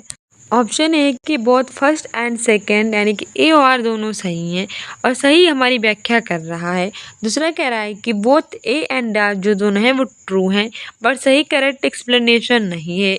तीसरा कह रहा है कि is true but R is false, A तो सही है लेकिन आर गलत है। चौथा कह रहा है कि both A and are false, यानी ये और दोनों गलत हैं। सही आंसर हो जाएगा इसमें हमारा ऑप्शन डी कि both A and are false, यानी कि और दोनों के दोनों क्या हैं, गलत हैं। क्यों? क्योंकि जो भूदृश्य है ये वस्तुकला, मानव उपयोग और आमोद के लिए रहन सहन सुव्यवस्थित करने का एक महत्वपूर्ण संसाधन होता है और संसाधन को हमेशा आर्थिक मूल्य वाला होना आवश्यक नहीं है। इसलिए दोनों के दोनों कथन गलत हैं। नेक्स्ट क्वेश्चन कह रहा है कि read the following statements about sustainable development, यानी कि सतत पोषणीय जो विकास है उसके बारे में कथन पर हमें विचार करना है। स्टेटमेंट ये है कि sustainable development is a process of maximum exploitation of resource. Statement B है कि in absence of sustainable development non renewable resource resource can definitely get exhausted। सतत पोषणीय विकास का तात्पर्य संसाधनों का अधिकतम क्या करना है, दोहन, जबकि सतत पोषणीय विकास के अभाव में अनवीकरणीय संसाधन निश्चित रूप से शीघ्र कैसे होते हैं, समाप्त। तो इसमें से हमें करेक्ट ऑप्शन चूज करना है। पहला है कि both A and R true and B are true, B is the correct explanation of A, कि ए बी दोनों सही और सही व्याख्या करता है। दूसरा है कि both A and B are true, B is not the correct explanation of A, A और बी दोनों सही है पर सही व्याख्या नहीं करता है। तीसरा है कि A is true but B is false, A तो सही है लेकिन बी गलत है। और चौथा कह रहा है कि A is false but B is true, यानी कि ए तो गलत है किंतु बी सही है। सही आंसर हो जाएगा इसमें हमारा ऑप्शन फॉल्स, यानी कि ए गलत है बट बी इज ट्रू, यानी कि बी जो है वो सही है। एक्सप्लेनेशन कह रहा है कि सतत पोषणीय विकास जिसका उद्देश्य प्राकृतिक संसाधनों और पर्यावरण में बिना किसी हानि के वर्तमान और भविष्य की पीढ़ियां दोनों के जीवन की गुणवत्ता को क्या है, बनाए रखना है। यहाँ पर संसाधनों का अत्यधिक उपयोग होता है ना कि दोहन का, इसलिए ए कथन गलत है। सतत पोषणीय विकास का अगर अभाव होता है तो अनवीकरणीय संसाधन निश्चित रूप से शीघ्र जो होता है वो समाप्त हो जाता है, यानी कि सतत पोषणीय विकास है अगर वो ना होंगे तो अनवीकरणीय संसाधन भी जल्दी समाप्त हो जाएंगे। इसीलिए सतत पोषणीय विकास का नियमित उपयोग होना चाहिए, इसलिए कथन बी सही है। नेक्स्ट क्वेश्चन क्या रहा है कि कंसीडर द फॉलोइंग स्टेटमेंट, निम्न कथन पर विचार करना है। स्टेटमेंट यह है कि in mixed farming the land is used for growing food and fodder crops and rearing livestock. और स्टेटमेंट बी है कि shifting cultivation is practised in the semi arid and arid regions, यानी कि मिश्रित कृषि में भूमि का उपयोग भोजन और चारे की फसल उगाने और पशुपालन हेतु करते हैं। और है बी वाला कि स्थानांतरण कृषि मुख्यतः अर्ध शुष्क व शुष्क प्रदेशों में प्रचलित है। तो हमें करेक्ट ऑप्शन चूज करना है। ऑप्शन ए है ओनली ए इज ट्रू, केवल ए सही है। ऑप्शन बी है ओनली बी इज ट्रू, केवल बी सही है। ऑप्शन सी है both A and B are true, दोनों ए और बी सही है। ऑप्शन डी है neither A B is true, यानी या तो ए सही है और ना ही बी।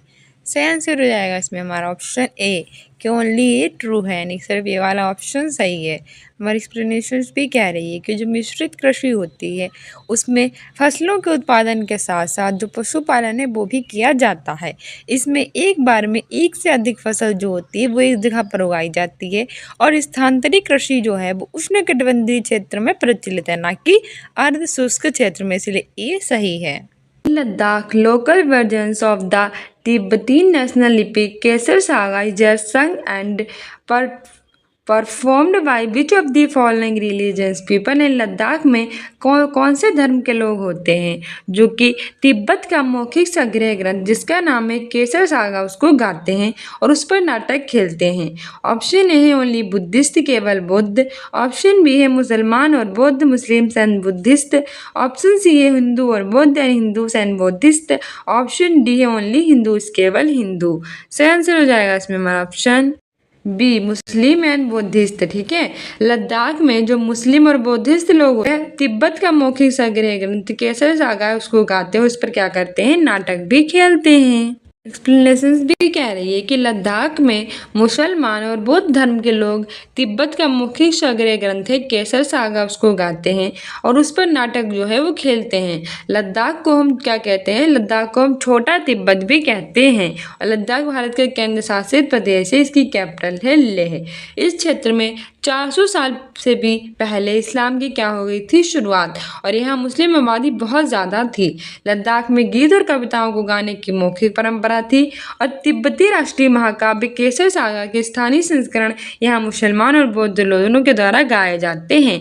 तो इस एक्सप्लेनेशन से हमारे कई सारे क्वेश्चंस बनते हैं, जैसे कि केसर सागा कहाँ गाया जाता है, तो लद्दाख में। कौन से लोग गाते हैं, मुसलमान और बौद्ध धर्म के लोग गाते हैं।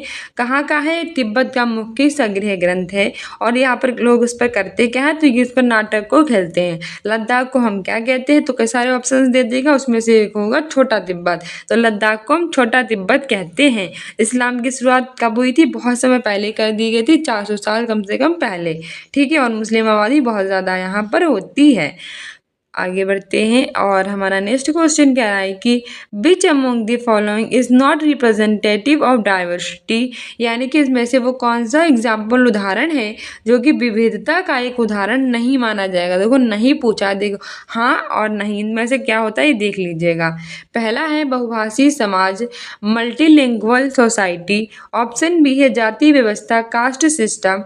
ऑप्शन सी है धार्मिक बहुलवाद, रिलीजियनिज्म। ऑप्शन डी है बहुसंस्कृतिवाद, मल्टीकल्चरलिज्म। सही आंसर हो जाएगा इसमें हमारा ऑप्शन बी, कास्ट सिस्टम, जाति व्यवस्था। ठीक है, विविधता का जो है वो उदाहरण का जाति व्यवस्था को हम नहीं मानते हैं, बल्कि बहुभाषी समाज मतलब ऐसा समाज जिसमें कई सारी भाषाओं के, कोई हिंदी, कोई इंग्लिश, कोई जापान, कोई मतलब अलग अलग अपनी संस्कृत है, कोई उड़िया है, कोई बंगाली, अलग अलग मतलब हमारे यहाँ बोल रहा है तो उसको हम बहुभाषी समाज कह सकते हैं। और ये तो विविधता का ही उदाहरण है, एक दूसरे से भाषा लोग आपस में आएंगे और अपनी भाषा जो होंगे वो एक दूसरे के साथ जो है वो शेयर करेंगे। ठीक है, धार्मिक बहुलवाद मतलब कोई हिंदू है, कोई मुस्लिम है, कोई मतलब अलग कास्ट का है, ये सब धार्मिक बहुलवाद है, ये भी विविधता का ही उदाहरण है। अलग अलग जो हमारे धर्म के लोग हैं।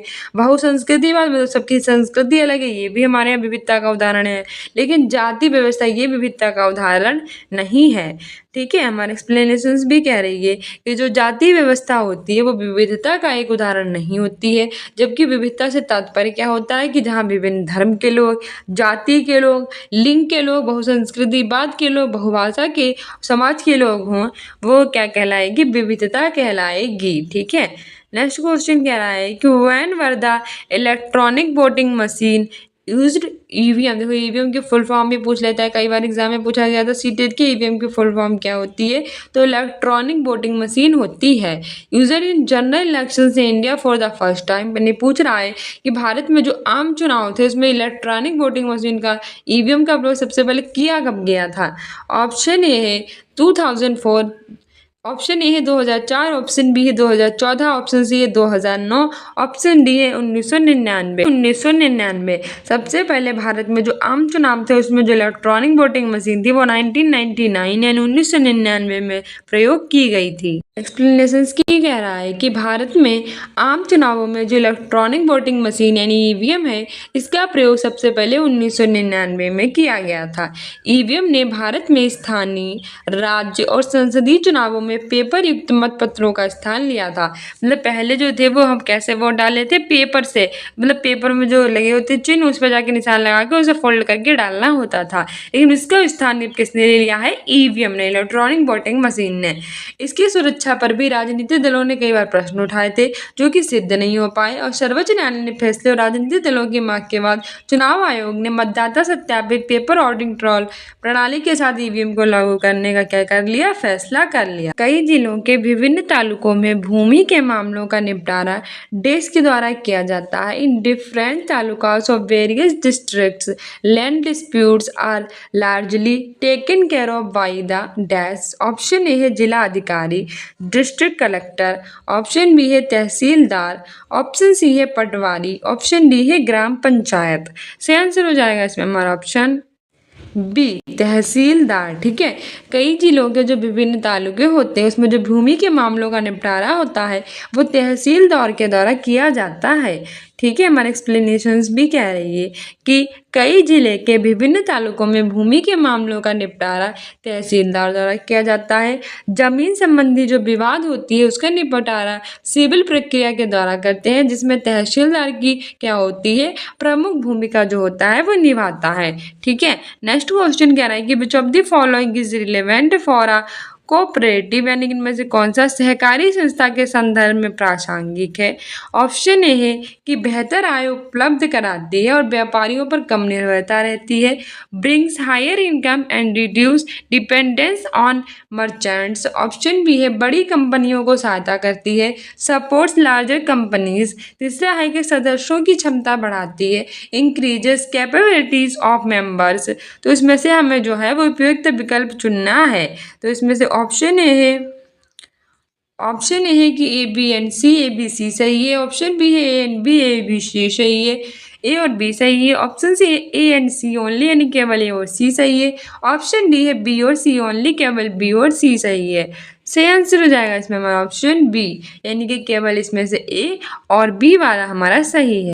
सही आंसर हो जाएगा ऑप्शन सी, ए एंड सी, यानी इसमें से सिर्फ ए और सी वाला हमारा सही, यानी कि हमसे पूछ रहा था कि सहकारी संस्था के संदर्भ में कौन सा प्रासंगिक है, तो ये वाला प्रासंगिक है और सी वाला, बी वाला प्रासंगिक नहीं है। जैसे कि बेहतर आय उपलब्ध कराती है और व्यापारियों पर कम निर्भरता रहती है, बिल्कुल सही बात है। और फिर सदस्यों की क्षमता बढ़ाती है, ये भी बिल्कुल सही बात है। तो हमारा ये और सी सही है। एक्सप्लेनेशंस भी कह रहा है कि सहकारी संस्था में जो व्यक्ति होता है वो अपने आर्थिक हितों के कार्य जो है वो करते हैं और अपनी सहायता समूह और परंपरा सहायता के सिद्धांत पर क्या है करती है। ये बेहतर आय को उपलब्ध कराती है और व्यापारियों पर जो इनकी निर्भरता होती है उसको भी क्या कर देती है कम, तथा सदस्यों की भी जो कैपेसिटी यानी कि क्षमता उसको भी बढ़ा देती है। ये पूंजीवादी और समाजवादी दोनों प्रकार के जो आर्थिक तंत्र होते हैं उसमें क्या की जाती है पाई जाती है। सहकारी संस्था का नियंत्रण लोकतांत्रिक तरीके से होता है। यहाँ पर सहकारी संस्था का नियंत्रण कैसे होता है? लोकतांत्रिक तरीके से। कहता है यहाँ पर एक व्यक्ति एक मत की संकल्पना पर आधारित होता है, इसलिए ए और एक सी हमारे सही हैं। नेक्स्ट क्वेश्चन कह रहा है कि which of the following statement is true about weekly market, यानी कि जो साप्ताहिक बाजार है उसके बारे में कौन सा वाक्य सही है? पहला है कि जो साप्ताहिक बाजार है उसमें पक्की दुकानें होती हैं जो सप्ताह में किसी विशेष दिन पर ही खुलती हैं। Weekly markets have permanent shop which open on a specific day of the week. दूसरा है कि साप्ताहिक बाजार में व्यापारियों को किराया, बिजली का बिल और कर्मचारियों को तनख्वाह देनी पड़ती है। Traders at weekly market have to pay rent, electricity bill and बैक्स टू वर्कर्स। तीसरा है कि साप्ताहिक बाजार में ज़रूरत का सभी सामान एक ही जगह पर मिल जाता है। Most of the things people need are available at one place in weekly markets. चौथा है कि साप्ताहिक बाजार में मिलने वाली अधिकतर वस्तुएं अधिक कीमत में मिलती हैं। Most of the things available in the weekly market and relatively higher price. तो ये तो गलत हो जाएगा क्योंकि देखो वहाँ प्राइस कम होता है इसलिए तो सब लेने जाते हैं, इसलिए साप्ताहिक बाजार कहते हैं। और एक ही जगह मिल जाता है, ये बिल्कुल सही बात है। तो हमसे पूछा क्या था इसमें, हमारा सही आंसर हो जाएगा ऑप्शन सी, वही क्योंकि जो साप्ताहिक बाजार होता है उसमें जरूरत का सामान एक ही जगह पर मिल जाता है, इसलिए वीकली मार्केट जो है वो लगती है।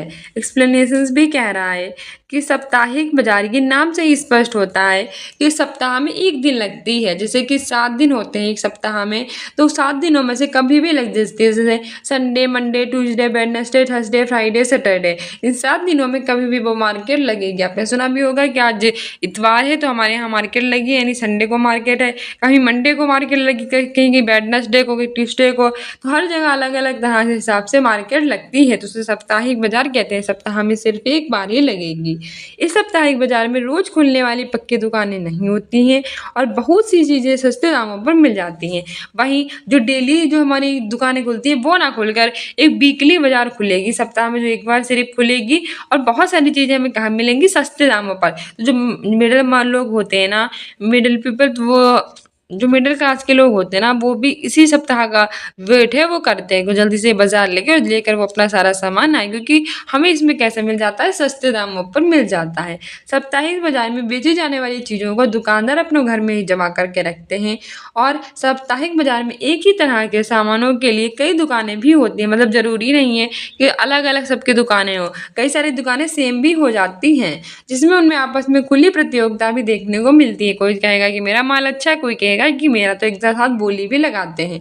यदि एक दुकानदार किसी वस्तु के लिए अधिक कीमत मांगता है तो लोगों के पास ये विकल्प होता है कि वह अगली दुकान पर वही सामान देख लें, यानी कि 2 दुकानें हैं वो लगी हुई हैं, सेम है बिल्कुल, कोई किसी चीज़ को सस्ते में दे रहा है, कोई महंगे में, तो आपके पास एक चॉइस होती है कि आप कहाँ के कौन सी चीज़ खरीदना चाहते हैं। साप्ताहिक बाजार का एक फ़ायदा ये भी होता है कि ज़रूरत का सामान एक जगह पे मिल जाता है, मतलब बहुत जगह में हमें भटकना नहीं पड़ता है। देखते होंगे कि कोई सामान कहीं मिलता है तो कोई कहीं, लेकिन जो हमारी वीकली मार्केट होती है उसका फ़ायदा ये होता है कि सारा सामान हमें एक जगह पे ही मिल जाता है। सब्जियां, कपड़ा, किराना से लेकर बर्तन तक की चीज़ें यहाँ मिलती हैं। अलग अलग तरह के सामान के लिए अलग अलग क्षेत्रों में जाने की ज़रूरत नहीं होती है। ठीक है, ये मार्केट जो होती हैं वो अलग अलग तरह से लगती हैं, तो आपको कहीं और जाने की ज़रूरत नहीं होगी। सारा आपका सामान वीकली साप्ताहिक बाजार में, सारा सामान आपको वीकली मार्केट यानी साप्ताहिक बाजार में मिल जाएगा। नेक्स्ट क्वेश्चन कह रहा है कि कौन सा आंदोलन साहित्य में राज्य अमेरिका अमेरिका में अफ्रीकी अमेरिकन लोगों के लिए समान अधिकारों की मांग कर रहा था। Which movement dependent equal rights for African American people in United State of America. Option B है उन्मूलन आंदोलन, एबोलिशन मूवमेंट। ऑप्शन बी है नागरिक अधिकार आंदोलन, civil rights movement. Option C है मजदूर आंदोलन, लेबर मूवमेंट। और ऑप्शन डी है स्त्री अधिकार अधिनियम, वुमेन्स राइट मूवमेंट। तो सही आंसर हो जाएगा इसमें हमारा ऑप्शन बी, नागरिक अधिकार अधिनियम। ठीक है, संयुक्त राज्य अमेरिका में अफ्रीकी अमेरिकन लोगों के द्वारा समान अधिकारों की मांग करने के लिए नागरिक अधिकार आंदोलन, सिविल राइट्स जो मूवमेंट से वो किया जा रहा था, इसकी मांग की जा रही थी। ठीक है, हमारा एक्सप्लेनेशन भी कह रहा है कि नागरिक अधिकार आंदोलन संयुक्त राज्य अमेरिका में अफ्रीकी अमेरिकी लोगों के लिए समान अधिकारों की मांग कर रहा था। यह आंदोलन 1954 और 1960 बीट के बीच के स्टार्ट हुआ था। इस आंदोलन का प्रमुख उद्देश्य था कि जो नस्ली भेदभाव और गैर कानूनी है उसको घोषित करना और दक्षिणी देशों में मतदान अधिकार को क्या करना, पुनः स्थापित करना। नेक्स्ट क्वेश्चन कह रहा है कि विज्ञापनों के संदर्भ में कौन सा कथन सही है? Which of the following statement is correct about. Option A है कि सुनिश्चित करता है कि उपभोक्ता उत्पाद क्रय करने के लिए तार्किक समझ और सूचित निर्णय ले। Ensure critically informed decisions to buy product. Option B है खरीद के लिए निजी भावनाओं की अपील करता है, appeals to personal emotions to make purchases. Option C है कि उपभोक्ता को विश्वास दिलाता है कि ब्रांड उत्तम है, make consumers believe that brands are better. Option D है विज्ञापनों को इलेक्ट्रॉनिक माध्यमों में दिखाना बहुत महंगा है, showcasting advertisements in electronic media is very expensive. तो चूज द अप्रोप्रिएट ऑप्शन, उपयुक्त विकल्प चुनना है। ऑप्शन ए है only A B and C, केवल ए बी सी सही है। ऑप्शन बी है only B C and D, केवल बी सी डी सही है। ऑप्शन सी है only A C D and A C D सही है।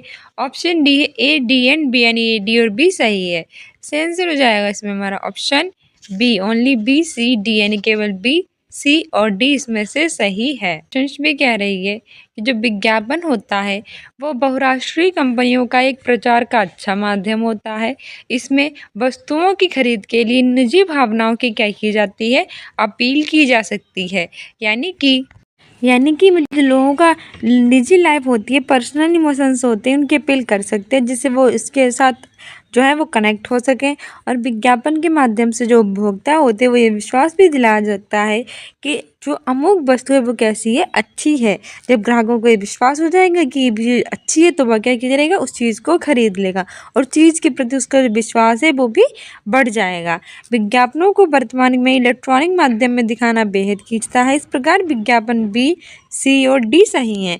यानी कि इसने हमसे पूछा था कि जो विज्ञापन है यानी कि जो प्रचार है उसके माध्यम से कौन सा सही था, तो इसमें हमारा ए और बी और सी ये तीनों का हमारे सही थे बिल्कुल।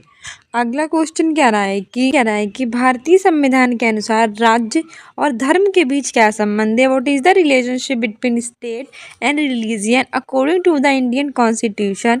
ऑप्शन ए है वे एक दूसरे से पूर्णतः अलग हैं, they are strictly separate from each other. Option B है उनके बीच एक सैद्धांतिक फासला है, they follow principle distance from each other. Option C है उनके बीच कोई फासला नहीं है, they are not separated from each other. Option D है उनके बीच तार्किक फासला है, they are arbitrarily separated from each other. सही आंसर हो जाएगा इसमें हमारा ऑप्शन बी, उनके बीच क्या है, एक सैद्धांतिक फासला है। हमारा एक्सप्लेनेशन भी कह रहा है कि भारतीय संविधान के अनुसार राज्य और धर्म के बीच कैसा फासला है, सैद्धांतिक। भारतीय संविधान धार्मिक समुदायों को अपने स्कूल और कॉलेज खोलने का भी अधिकार देता है। जो हमारा भारत का संविधान है वो लोगों को ये अधिकार देता है कि लोग अपने स्कूल और कॉलेज जो हैं वो धार्मिक समुदाय के खोल सकें। गैर प्राथमिकता के आधार पर राज्य से उन्हें सीमित आर्थिक सहायता भी मिलती है। भारतीय धर्मनिरपेक्ष और अमेरिकी धर्मनिरपेक्षता के बीच एक विशेष फर्क है कि ऐसा इसलिए है कि अमेरिकी धर्मनिरपेक्षता में धर्म और राज्य के बीच स्पष्ट अलगाव के विपरीत भारतीय धर्मनिरपेक्षता में राज्य को धार्मिक मामलों में हस्तक्षेप करने की छूट दे देता है। भारत का जो धर्मनिरपेक्षता है उसमें राज्य क्या करता है कि धर्म से अलग तो होता है, लेकिन धर्म से उसका फैसला कैसा होता है, सैद्धांतिक। इसका मतलब ये होता है कि संविधान में दिए गए जो आदर्श होते हैं उनके आधार पर राज्य किसी भी धर्म के मामले में क्या कर सकता है, हस्तक्षेप कर सकता है। नेक्स्ट क्वेश्चन क्या है कि A is elected as the president of India, which of the following decisions can A take by herself? यानी कि अगर जो A है वो भारत के राष्ट्रपति के रूप में चुनी जाती है तो वो कौन सा निर्णय होगा वो अपने आप ले सकेगी। ऑप्शन ए है कि प्रधानमंत्री पद के लिए अपनी पसंद के व्यक्ति को चुन सकेगी। Can select a person of her choice to be the prime minister. अगर मतलब कि अगर आप जो हैं वो अपने बच्चों से कहेंगे कि तुम में से जो कोई मतलब ABCD सबका नाम लिख दोगे, फिर कहना कि जो ए है अगर वो इलेक्शन जीत जाती है तो वो कौन सा निर्णय ले पाएगी। तो ऐसे बच्चे क्या होंगे, उनके अंदर तार्किक क्षमता होगी सोचने की, इसलिए ऐसे प्रश्नों को बढ़ावा दिया जाता है। दूसरा है कि मंत्रिपरिषद के लिए अपनी पसंद के नेता को नामांकित कर सकती है। Nominate the leader of her choice to be council of minister. Option C है कि दोनों सदनों से पारित विधेयक पर पुनर्विचार करने के लिए कह सकती है। Ask for reconsideration of a bill passed by both the house. और ऑप्शन डी है कि निचले सदन में पूर्ण बहुमत होने के बाद भी प्रधानमंत्री को पदच्युत कर सकती है। Dismiss a prime minister despite the person having a full majority in the lower house. तो सही आंसर हो जाएगा इसमें हमारा ऑप्शन सी कि जो दोनों सदनों में पारित हुए विधेयक है उस पर पुनर्विचार करने के लिए क्या कर सकती है, कह सकती है। तो ये अधिकार उसके पास होता है। एक्सप्लेनेशन भी कह रही है कि जो अगर ए है वो भारत के राष्ट्रपति के रूप में चुनी गई है तो वह दोनों सदनों से पारित जो विधेयक होता है उस पर पुनर्विचार करने के लिए कह सकती है। दोनों सदन यानी कि लोकसभा और राज्यसभा उनके द्वारा विधेयक जो होता है वो पारित कर दिया जाता है, परंतु राष्ट्रपति की स्वीकृति हेतु लंबित हो तो वह व्यापकत नहीं होगा। मतलब राष्ट्रपति की स्वीकृति आवश्यक होती है। दोनों सदनों द्वारा पारित परंतु सदन के पुनर्विचार के राष्ट्रपति द्वारा लौटाया गया विधेयक व्यापकत नहीं होता है। किसी भी धन विधेयक को केवल लोकसभा में ही प्रस्तुत किया जा सकता है। लोकसभा में पारित होने के बाद उसे राज्यसभा में भेज देते हैं। और अगर विधेयक की कोई गतिविधि की स्थिति उत्पन्न होती है तो राष्ट्रपति दोनों सदनों के छात्र को होता है आहूत करता है। तो आपसे पूछ ले भी गया कि दोनों सदनों को कौन बुलाता है। आहूत करने का मतलब होता है बुलाना। तो दोनों सदनों को कौन बुलाता है, तो राष्ट्रपति। और उसकी अध्यक्षता कौन करता है, लोकसभा का अध्यक्ष। तो ये दोनों क्वेश्चन पूछे जा चुके हैं। पिछली बार सीटेट में पूछा गया था कि राष्ट्रपति को दोनों सदनों को कौन कि संसद के दोनों सदनों को कौन बुलाता है, तो वो राष्ट्रपति बुलाता है। और उसकी अध्यक्षता कौन करता है, तो लोकसभा का अध्यक्ष करता है। नेक्स्ट क्वेश्चन क्या रहा है, with regard to first information report consider the following statement and choose the correct option. यानी कि प्रथम सूचना रिपोर्ट के संदर्भ में निम्नलिखित कथनों पर विचार करना है और सही विकल्प चुनना है। पहला है कि शिकायत करने वालों को FIR की नकल प्राप्त करने का कानूनी अधिकार नहीं है जिसकी उसने एक संज्ञेय अपराध की FIR दर्ज कराई है। यानी कि the complainant does not have the legal right to get a copy of the FIR that he has lodged for a cognizable offence। Option B है शिकायत करने वाला FIR की सूचना मौखिक रूप से नहीं वरन केवल लिखित रूप से पुलिस को दे सकता है। द इन्फॉर्मेशन ऑफ FIR यानी first information report can be given by the complaint to the police only in writing and not through verbal communication. तो हमें ऑप्शंस में से सही विकल्प चुनना है। ऑप्शन ए है केवल फर्स्ट सही है यानी only first is correct. Option B है केवल सेकेंड सही है, only second is correct. Option C है first and second both are correct यानी ये और भी दोनों सही हैं। चौथा कैन बोथ आर रॉन्ग यानी कि दोनों का इनकरेक्ट है। तो सही आंसर हो जाएगा इसमें हमारा ऑप्शन डी कि जो फर्स्ट है सेकेंड है दोनों क्या है, इनकरेक्ट हैं। एक्सप्लेनेशन भी कह रही है कि प्रथम सूचना रिपोर्ट यानी FIR फर्स्ट इन्फॉर्मेशन रिपोर्ट ये क्या होता है, ये प्राय अपराध के शिकार व्यक्ति के द्वारा पुलिस के पास एक शिकायत के रूप में दर्ज कराई गई सूचना होती है। यानी कि वह व्यक्ति जिसके साथ अपराध हुआ है, जिसके साथ गलत हुआ है, तो वो आकर FIR दर्ज करवाता है पुलिस के पास, ठीक है। एक उनकी दर्ज कराई गई सूचना होती है शिकायत के रूप में। किसी अपराध के बारे में पुलिस को कोई व्यक्ति मौखिक या लिखित रूप से सूचित कर सकता है। जो भी अपराध हुआ है तो वो उसके बारे में पुलिस को क्या कर सकता है, या तो बोलकर या फिर लिखकर, यानी कि मौखिक और लिखित रूप से क्या कर सकता है, बता सकता है, उसे सूचित कर सकता है। FIR पुलिस द्वारा तैयार किया गया क्या है, एक प्रमुख दस्तावेज है जिसमें अपराध की सूचना क्या होती है, वर्णित होती है। शिकायत दर्ज करने वालों को FIR की नकल प्राप्त करने का जो होता है वो कानूनी अधिकार होता है, और वो उस रिकॉर्ड के तौर पर अग्रिम कार्रवाई सुरक्षित रख सकता था। प्रथम सूचना रिपोर्ट के संदर्भ में दिए गए जो दोनों कथन थे वो कैसे थे, हमारे रॉन्ग थे, यानी कि गलत थे। अगला क्वेश्चन कह रहा है कि उड़ीसा के कालाहांडी जिले में स्थित न्यामगिरी पहाड़ी निम्नलिखित में से कौन सी जनजाति का इलाका है। Niyamgiri located in the Kalahandi district of Orissa is home to which of the following tribes. Option A है भील, ऑप्शन बी है संथाल, ऑप्शन सी है गोंड्स, ऑप्शन डी है डोंगरिया कोड। सही आंसर हो जाएगा इसमें हमारा ऑप्शन डी, डोंगरिया कोंड, ठीक है। उड़ीसा का जो कालाहांडी जिला है उसमें स्थित न्यामगिरी पहाड़ी है, वहाँ डोंगरिया कोंड जनजाति का क्या है, इलाका है। और एक्सप्लेनेशन भी कह रहा है कि उड़ीसा यानी कि वर्तमान में जिसे उड़ीसा कहते हैं उसके कालाहांडी जिले में स्थित जो न्यामगिरी पहाड़ी है उसके डोंगरिया कोंड जनजाति का क्या है, इलाका है। ये जनजाति आदिवासी पहाड़ों में बॉक्साइट के खनन का कारण लगातार क्या हो रही है, विस्थापित हो रही है। किसके कारण, बॉक्साइट के खनन के कारण। अनेक वैधानिक उपायों के बावजूद भी जो डोंगरिया है वो समुदाय अभी भी पिछड़े हुए हैं और मुख्य धारा से अलग हैं। मतलब एक जो मुख्य धारा होती है उससे ये कैसे हैं, अलग थलग हैं, क्योंकि वो सुविधाएं इन्हें नहीं मिल पा रही हैं जो सभी लोगों को मिलनी चाहिए। इनका मुख्य कारण होता है शिक्षा और संचार साधनों की पहुंच इन दुर्गम क्षेत्रों तक ना होना। शिक्षा वहाँ नहीं हो पा रही है अच्छे से, और संचार साधन भी वहाँ नहीं पहुँच पा रहे हैं, इसीलिए। नेक्स्ट क्वेश्चन क्या रहा है कि read the following and be in the context of last and identify which law protects the interacts of the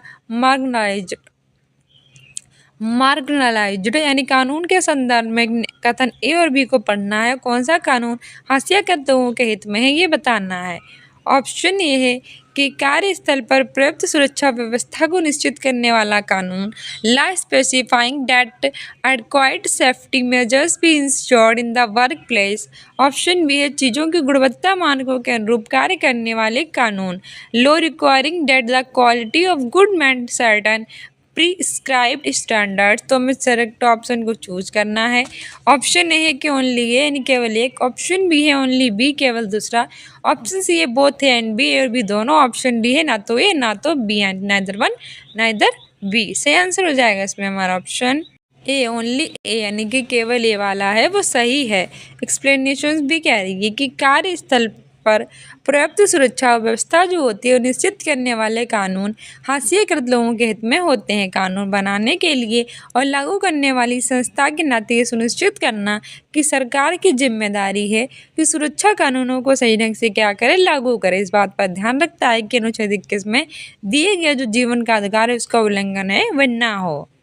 question कह रहा है कि the national curriculum framework 2005 subjects यानी राष्ट्रीय पाठ्यचर्या रूपरेखा 2005 क्या सुझाती है।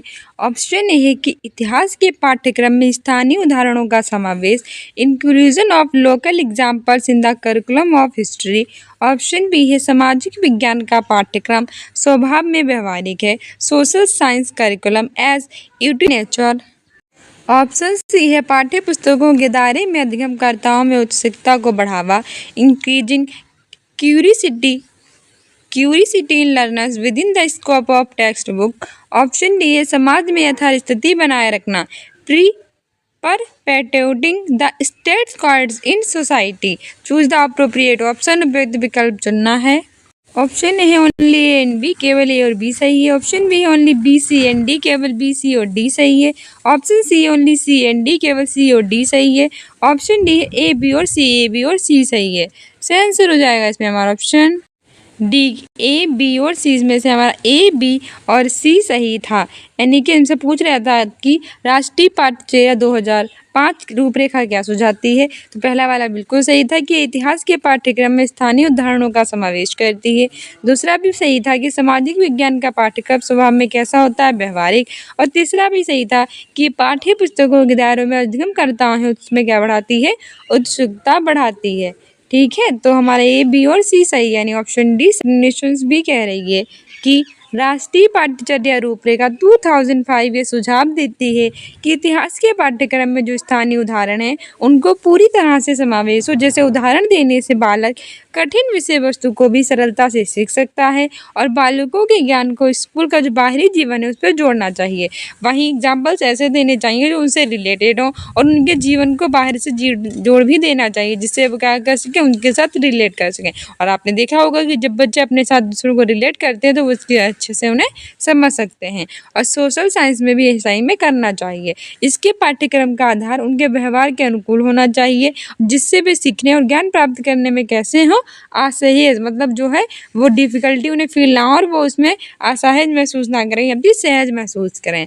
अधिगमकर्ताओं में उत्सुकता की वृद्धि होती है। इसके लिए पाठ्यचर्या को इस तरह से संवर्धन करें कि बच्चे का चहुमुखी, एक दो नहीं चारों तरफ से उसका क्या हो सके, विकास, यानी चहुमुखी विकास के अवसर उसे प्राप्त हो। इस तरह से ए, बी और सी सही है।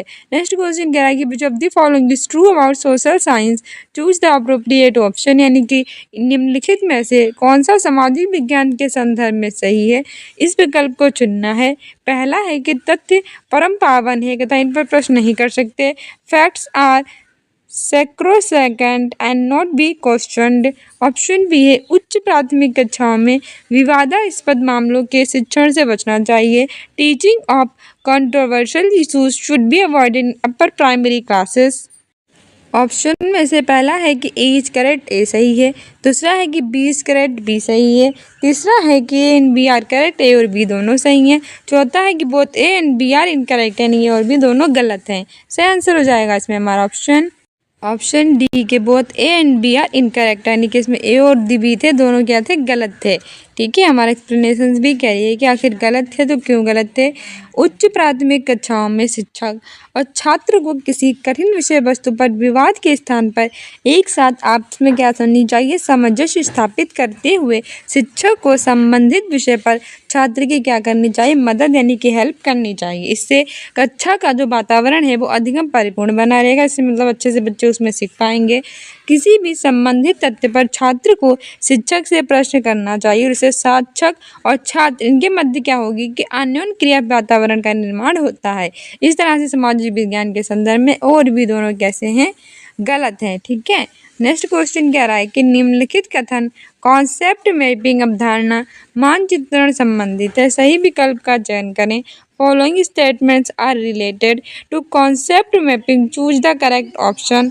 स्टेटमेंट ये है कि concept maps are represented in hierarchical fashion with most inclusive concept at the top. Statement B है कि concept map is grounded in theory of assimilation. तो हमारा ये पहला वाला था कि अवधारणा जो होती है वो मानचित्र पदानुक्रम में व्यवस्थित अवधारणाओं की ऐसी व्यवस्था होती है जिसमें समावेशी अवधारणा कैसे होती है, शीर्ष पर यानी टॉप पर होती है। कथन बी था कि अवधारणा मानचित्र मिलान के सिद्धांत पर आधारित है। तो सही विकल्प चुनना है। ऑप्शन ए के only statement A is true, A केवल ये सही है। Option B A B both statements are true, A B दोनों सत्य हैं। तीसरा only statement B is true, केवल बी सही है। फोर्थ है कि statement A is true but B is wrong, A वाला तो सही है लेकिन बी वाला सत्य है। सही आंसर हो जाएगा इसमें हमारा ऑप्शन बी कि हमारा कथन ए और बी दोनों कैसे हैं, सत्य हैं। एक्सप्लेनेशन भी कह रही है कि अवधारणा मानचित्र विद्यार्थियों के पूर्व ज्ञान और विचारों को जानने का क्या होता है, एक तरीका, यानी कि वे होता है। यह मानचित्र एक बिल्कुल अलग परंतु एक पूरक तकनीक होती है। ये विचारों के संगठन और अवधारणाओं के बीच के संबंध है उसको क्या करती है, स्थापित करती है। इस अवधारणा मानचित्र में समावेशी अवधारणा सबसे टॉप पर होती है और इस मानचित्र में अवधारणाओं को एक तीर से जोड़ा जाता है और शब्द उस जुड़ाव के बारे में समझाते हैं। अवधारणा मानचित्र मिलान के सिद्धांत पर आधारित है अर्थात कथन ए और बी दोनों कैसे हैं, सत्य हैं। नेक्स्ट क्वेश्चन कह रहा है कि in a geography class on renewable energy. The objective on active based on the concept of solar cooker would be demonstrate यानी कि नवीकरणीय ऊर्जा का एक भूगोल कक्षा में सोलर कुकर की संकल्पना पर आधारित गतिविधि का उद्देश्य देश को प्रदर्शित करने का होगा। ऑप्शन ए कि कैसे भोजन बनाना है मनोरंजक हो सकता है, how cooking can be fun. Option B है कि कैसे सौर ऊर्जा का संग्रहण और उपयोग किया जा सकता है, how solar energy can be trapped and utilised.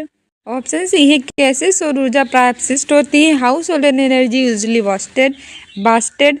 Option D है कैसे धीमी रफ्तार से खाना पकाना जंक फूड की तुलना में अच्छा है, how slow cooking is better than junk food. सही आंसर हो जाएगा इसमें हमारा ऑप्शन बी की कैसे सौर ऊर्जा का संग्रहण और उपयोग किया जा सकता है। ठीक है, नवीकरणीय ऊर्जा के एक भूगोल की कक्षा में हम सोलर कुकर की संकल्पना पर आधारित गतिविधि का उद्देश्य होता है कि कैसे सौर ऊर्जा का संग्रहण और उपयोग कर सकते हैं उसको प्रदर्शित करना होता है।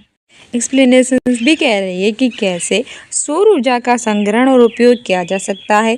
ये नवीकरणीय ऊर्जा पर एक भूगोल कक्षा में सोलर कुकर की संकल्पना पर आधारित गतिविधि के उद्देश्य को प्रदर्शित करने का होगा।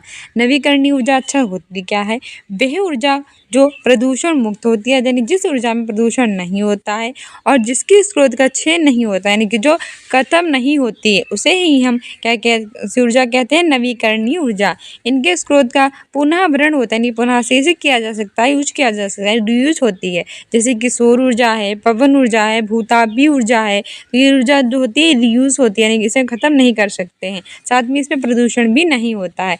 तो अगर आपसे एक शब्द में पूछे कि किस ऊर्जा को हम नवीकरणीय ऊर्जा कहते हैं, तो वे ऊर्जा जिसका क्षय नहीं होता है, जिसे पुनः उपयोग में लाया जा सकता है और साथ ही जिसको जो होता है जिसमें प्रदूषण नहीं निकलता है, उसे हम क्या कहते हैं, अनवीकरणीय ऊर्जा कहते हैं, नवीकरणीय ऊर्जा कहते हैं। भाई अनवीकरणीय ऊर्जा कैसी होती है, नाम से ही पता है, वो ऊर्जा जिसका हम प्रयोग दोबारा नहीं कर सकते हैं और जिसमें से प्रदूषण होता है, वो कौन सी ऊर्जा कहलाती है, अनवीकरणीय। जैसे कोयला है, पेट्रोल है, प्राकृतिक गैस है।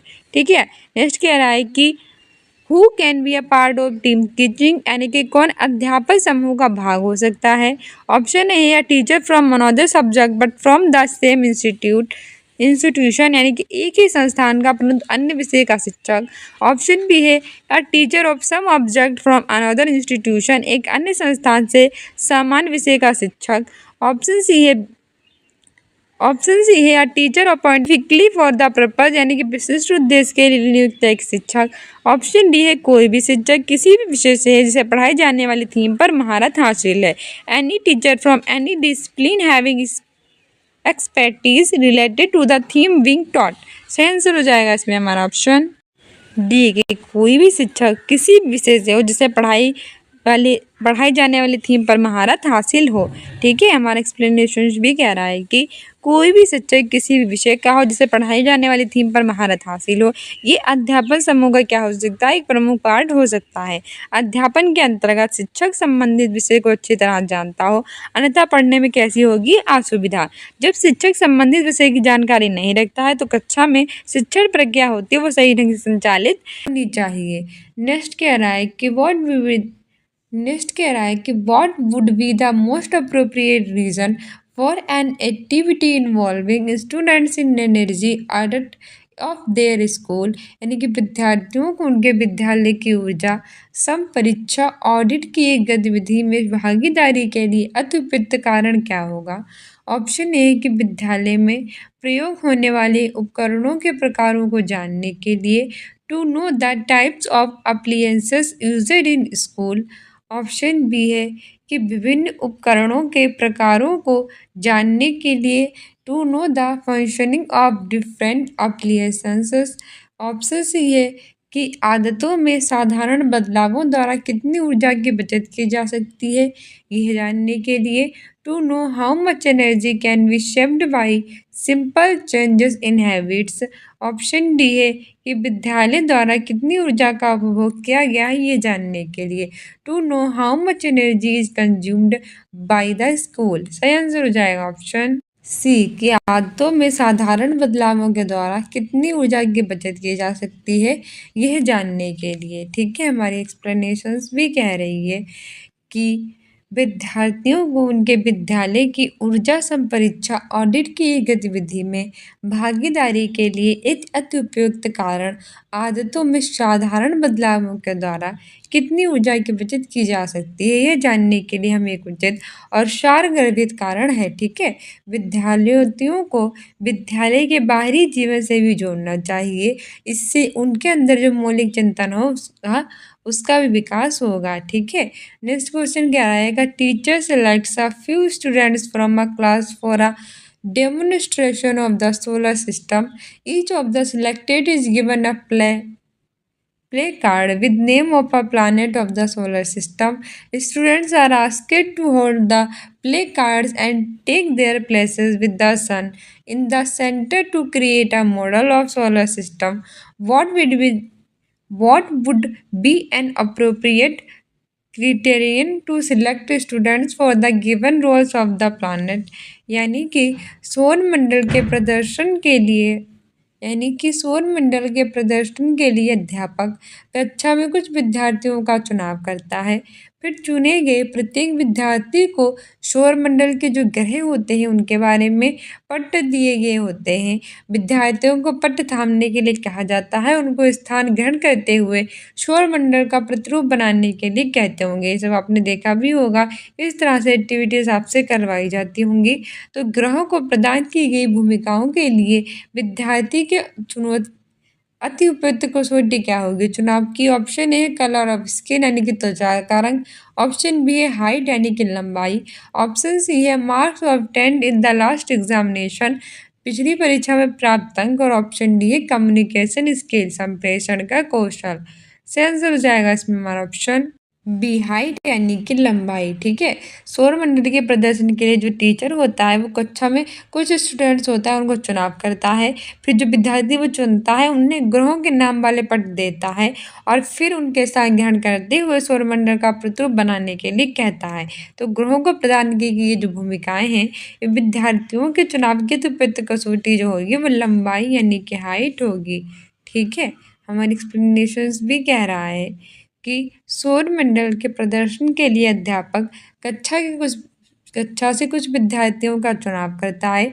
चुने गए प्रत्येक विद्यार्थियों को फिर ग्रहों के नाम वाले पट्ट दिए जाते हैं, फिर पट्ट थामने के लिए कहा जाता है, फिर स्थान ग्रहण करते हुए वे प्रतिरूप बनाने के लिए कहते हैं। इस तरह से जो भूमिकाएं होती है विद्यार्थियों की जो चुनाव की अति उपयुक्त कसौटी लंबाई होगी। ठीक है, नेक्स्ट क्वेश्चन क्या है कि which of the following could be the most effective and interesting teaching strategy to introduce history to class students, यानी कि इनमें से छठवीं कक्षा के विद्यार्थियों को इतिहास से परिचित कराने के लिए अति प्रभावशाली और रुचिकर अध्यापन की रणनीति इसमें से कौन सी हो सकती है? ऑप्शन ए है कि ऑस्कर पुरस्कृत फिल्म के प्रदर्शन के बाद बिना किसी अवकाश के व्याख्यान, show an Oscar awarded movie followed by a lecture without break. Option B है कि अधिगमकर्ताओं को ये समझाने के लिए कि ऐतिहासिक रचनाएं स्रोतों को जोड़ने के माध्यम से बनती हैं, खजाना खोजने का खेल खेलें, प्ला treasure hunt game to make learners understand that historical constructions are made through piecing together of source. Option C है कि स्मारकों के संरक्षण और सुरक्षा का एक परियोजना देना, giving a project on the conservation and protection of monuments. Option D है कि छठवीं कक्षा के पाठ्यक्रम के अंश का एक कार्यपत्रक में कार्य करवाना, engaging with a worksheet on content of the syllabus of class 6। सही आंसर हो जाएगा इसमें हमारा ऑप्शन बी के अधिगमकर्ताओं को ये समझने के लिए कि ऐतिहासिक रचनाएं स्रोतों को जोड़ने के माध्यम से बनती हैं, खजाना खोलने का खेल खेलें। ठीक है, हमारी एक्सप्लेनेशंस भी कह रही है कि अधिगमकर्ताओं को ये समझाने के लिए कि ऐतिहासिक रचनाएं स्रोतों को जोड़ने के माध्यम से बनती हैं, खजाना खोजने का खेल खेलें। ये 6वीं कक्षा के जो विद्यार्थी होंगे, जो स्टूडेंट्स होंगे, उन्हें इतिहास से परिचित कराने के लिए बहुत ही प्रभावशाली और रुचिकर अध्यापन की रणनीति होगी। ठीक है, विद्यार्थियों को इस स्तर से पढ़ाना चाहिए कि जिससे उनके अंदर सीखने की रुचि बनी रहे। उन्हें खेल खेल में कुछ इंटरेस्टिंग वे से पढ़ाना चाहिए जिससे छोटे छोटे विद्यार्थी वो इंटरेस्ट ले सकें पढ़ाई में। नेक्स्ट क्या है, consider the following statement A and B on how social and political life books differ from the earlier civics books at the middle school level। यानी कि मिडिल स्कूल स्तर पर कैसे सामाजिक और राजनीतिक जीवन की पुस्तकें पुरानी नागरिक शास्त्र की पुस्तकों से भिन्न होती है। इसके बारे में दिए गए कथनों को हमें पढ़ना है। पहला है हमारा स्टेटमेंट कि civics books baked can create examples to highlight the functioning of democracy in people's life in India। दूसरा है कि social and political life books include content grounded in the life of students. तो हमें नागरिक शास्त्र की जो पुस्तकें हैं उसमें ऐसे ठोस उदाहरणों की कमी थी जिनके जरिए लोगों के जीवन में लोकतंत्र की स्थिति को उजागर किया जा सकता था।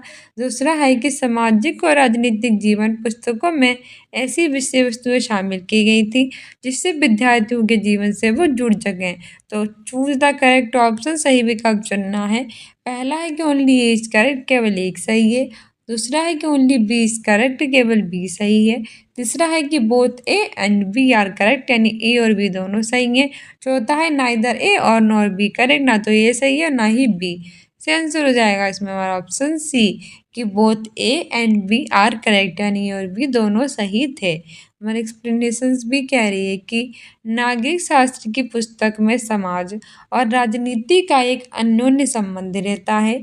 ये पुस्तक विद्यार्थियों को समाज और देश में हो रहे प्रमुख राजनीतिक और जो सामाजिक बदलाव हैं उसके परिप्रेक्ष्य को दर्शाती हैं।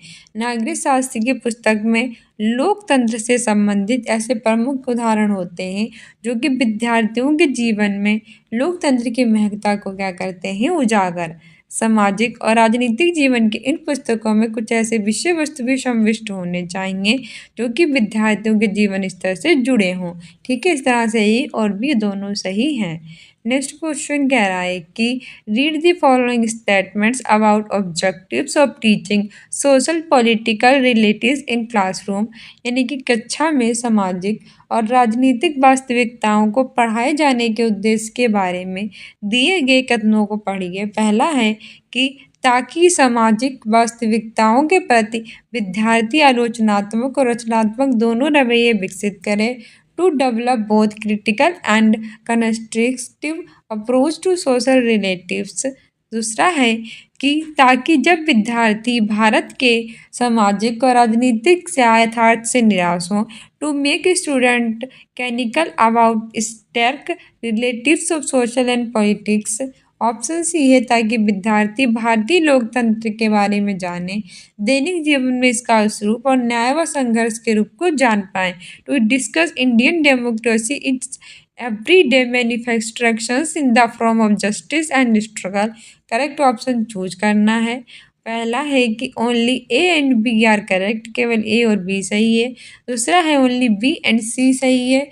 और तीसरा है कि ओनली ए एंड सी सही है। चौथा है कि ओनली ए बी एंड सी सही है। तो सही आंसर हो जाएगा इसमें हमारा ऑप्शन सी कि केवल ए और सी सही है। ठीक है, only A and C are correct. क्यों?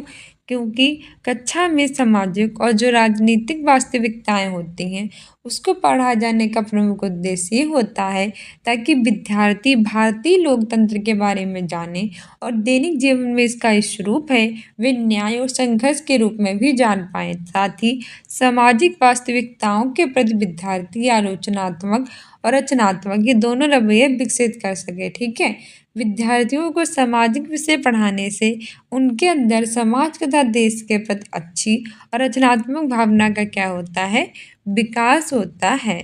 नेक्स्ट क्वेश्चन कह रहा है क्या teacher provided newspaper articles to students on theme deal with in the social science class. She takes them to link issues raised in the article with concept deal in the class. यानी कि एक शिक्षिका अपनी सामाजिक विज्ञान यानी social science के classroom में पढ़ाई गई कई थीम से संबंधित अखबार के लेख अपने विद्यार्थियों को दे देती है। फिर उन्हें लेख में उठाए गए जो मुद्दे हैं उनके साथ कक्षा में पढ़ाए गए संप्रत्यों को जोड़ने के लिए कहती है। तो इसमें ऑप्शन ए है कि प्रस्तुति के मौखिक कौशलों का विकास होगा, develop oral skills of presentation.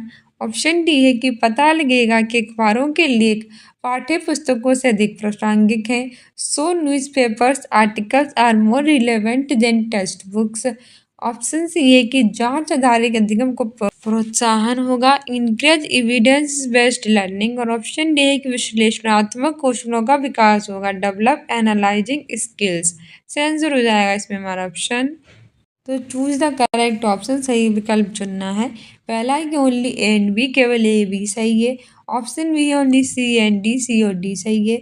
Option C है A B and C, A B C सही है। ऑप्शन डी है बी सी डी, बी और सी डी सही है। Sir B only C and D, केवल सी और डी सही है। हमारी एक्सप्लेनेशंस भी कह रही है कि एक जो शिक्षिका होती है वो अपनी सामाजिक विज्ञान की कक्षा में पढ़ाई गई कई थीम से संबंधित अखबार के लेख अपने विद्यार्थियों को देती है।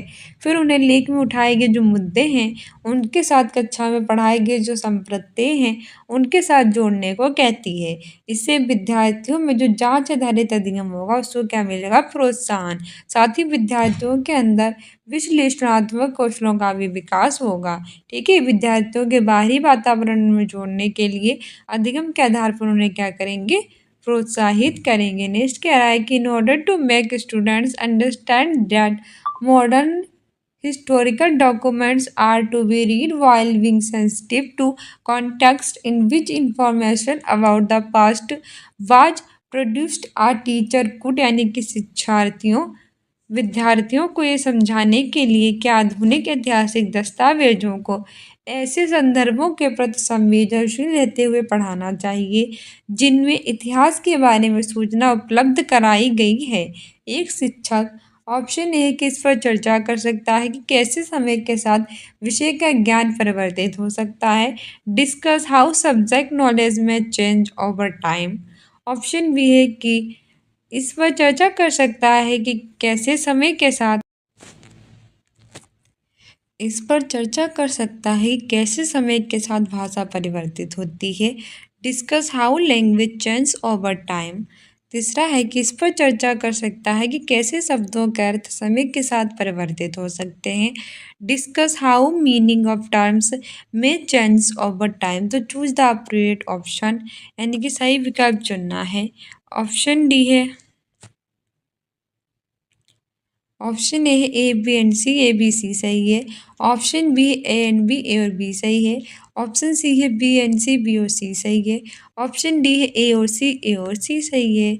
सही आंसर हो जाएगा इसमें हमारा ऑप्शन डी, कि इसमें से हमारा ए और सी सही है। हमारी एक्सप्लेनेशंस भी कह रही है कि विद्यार्थियों को ये समझाने के लिए कि आधुनिक ऐतिहासिक दस्तावेजों को ऐसे संदर्भों के प्रति संवेदनशील रहते हुए पढ़ाना चाहिए जिनमें इतिहास के बारे में सूचना है वो उपलब्ध कराई गई हो।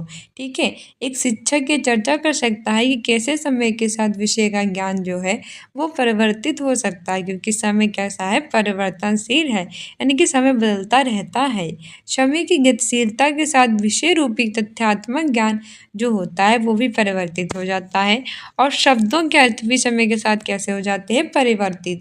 इतिहास के संदर्भ में कह सकते हैं कि पूर्व घटित घटनाओं के साथ सूचनाओं को एकत्रित करने में सहायक होते हैं। इस तरह से ये और सी सही हैं। नेक्स्ट क्वेश्चन कह रहा है कि consider the following statement and choose the correct option, यानी सही कथन को विचार करना है, सही विकल्प चयन करना है। स्टेटमेंट है कि in order to make the learning of social science more enjoyable and effective, there is a need for innovation in teaching methods. Statement 2 है कि the teaching of social science needs to involve as many games as possible so that students enjoy the subject, यानी कि सामाजिक विज्ञान के अध्ययन को अधिक आनंददायक और प्रभावशाली बनाने के लिए अध्यापन पद्धति में अभिनव परिवर्तन की आवश्यकता है और सामाजिक विज्ञान के अध्यापन में यथासंभव क्रियाओं को सम्मिलित कर लेना चाहिए ताकि विद्यार्थी विषय का क्या कर सके, आनंद उठा सके। तो ऑप्शन है पहला है कि both first and second are true, ये भी दोनों सही हैं। दूसरा है कि only first is false, second is true, पहला तो गलत है लेकिन दूसरा सही है। तीसरा कह रहा है कि both first and second are false, यानी पहले दूसरे दोनों गलत हैं। चौथा कह रहा है कि only first is true but B second is false, यानी पहला सही है और दूसरा गलत। सही आंसर हो जाएगा इसमें हमारा ऑप्शन डी कि only first is true but second is false, यानी कि पहला वाला तो सही है लेकिन दूसरा कैसा है, गलत है। हमारा एक्सप्लेनेशन भी कह रही है कि सामाजिक विज्ञान के अधिगम को अधिक प्रभावशाली तथा सीखने में रुचि उत्पन्न करने के लिए शिक्षण की प्रक्रिया में यथोचित परिवर्तन की क्या है, आवश्यकता है। ठीक है, उनके इंटरेस्ट पैदा करने के लिए हमें परिवर्तन करना चाहिए टीचिंग में। साथ ही बालक में सामाजिक शिक्षण के प्रति रुचि को जागृत करने के लिए जो टीचर है वो समय समय पर क्या कर सकता है कि विद्यार्थियों से विषय से संबंधित जो खोज निर्धारित है वो प्रश्न पूछ सकता है, जिससे छात्र सक्रिय रहें। होता क्या है कि बच्चे जो होते हैं वो पढ़ते पढ़ते इतना बोर हो जाते हैं कि वो सोने लगते हैं और फिर वो एक टाइम से कुछ और ही सोचने लगते हैं। तो समय समय पर उन्हें हमें प्रश्न पूछते रहना चाहिए जिससे वो जागते रहें और उनका क्लास में ध्यान बना रहे। ठीक है, और इंटरेस्टिंग वैसे पढ़ाना चाहिए।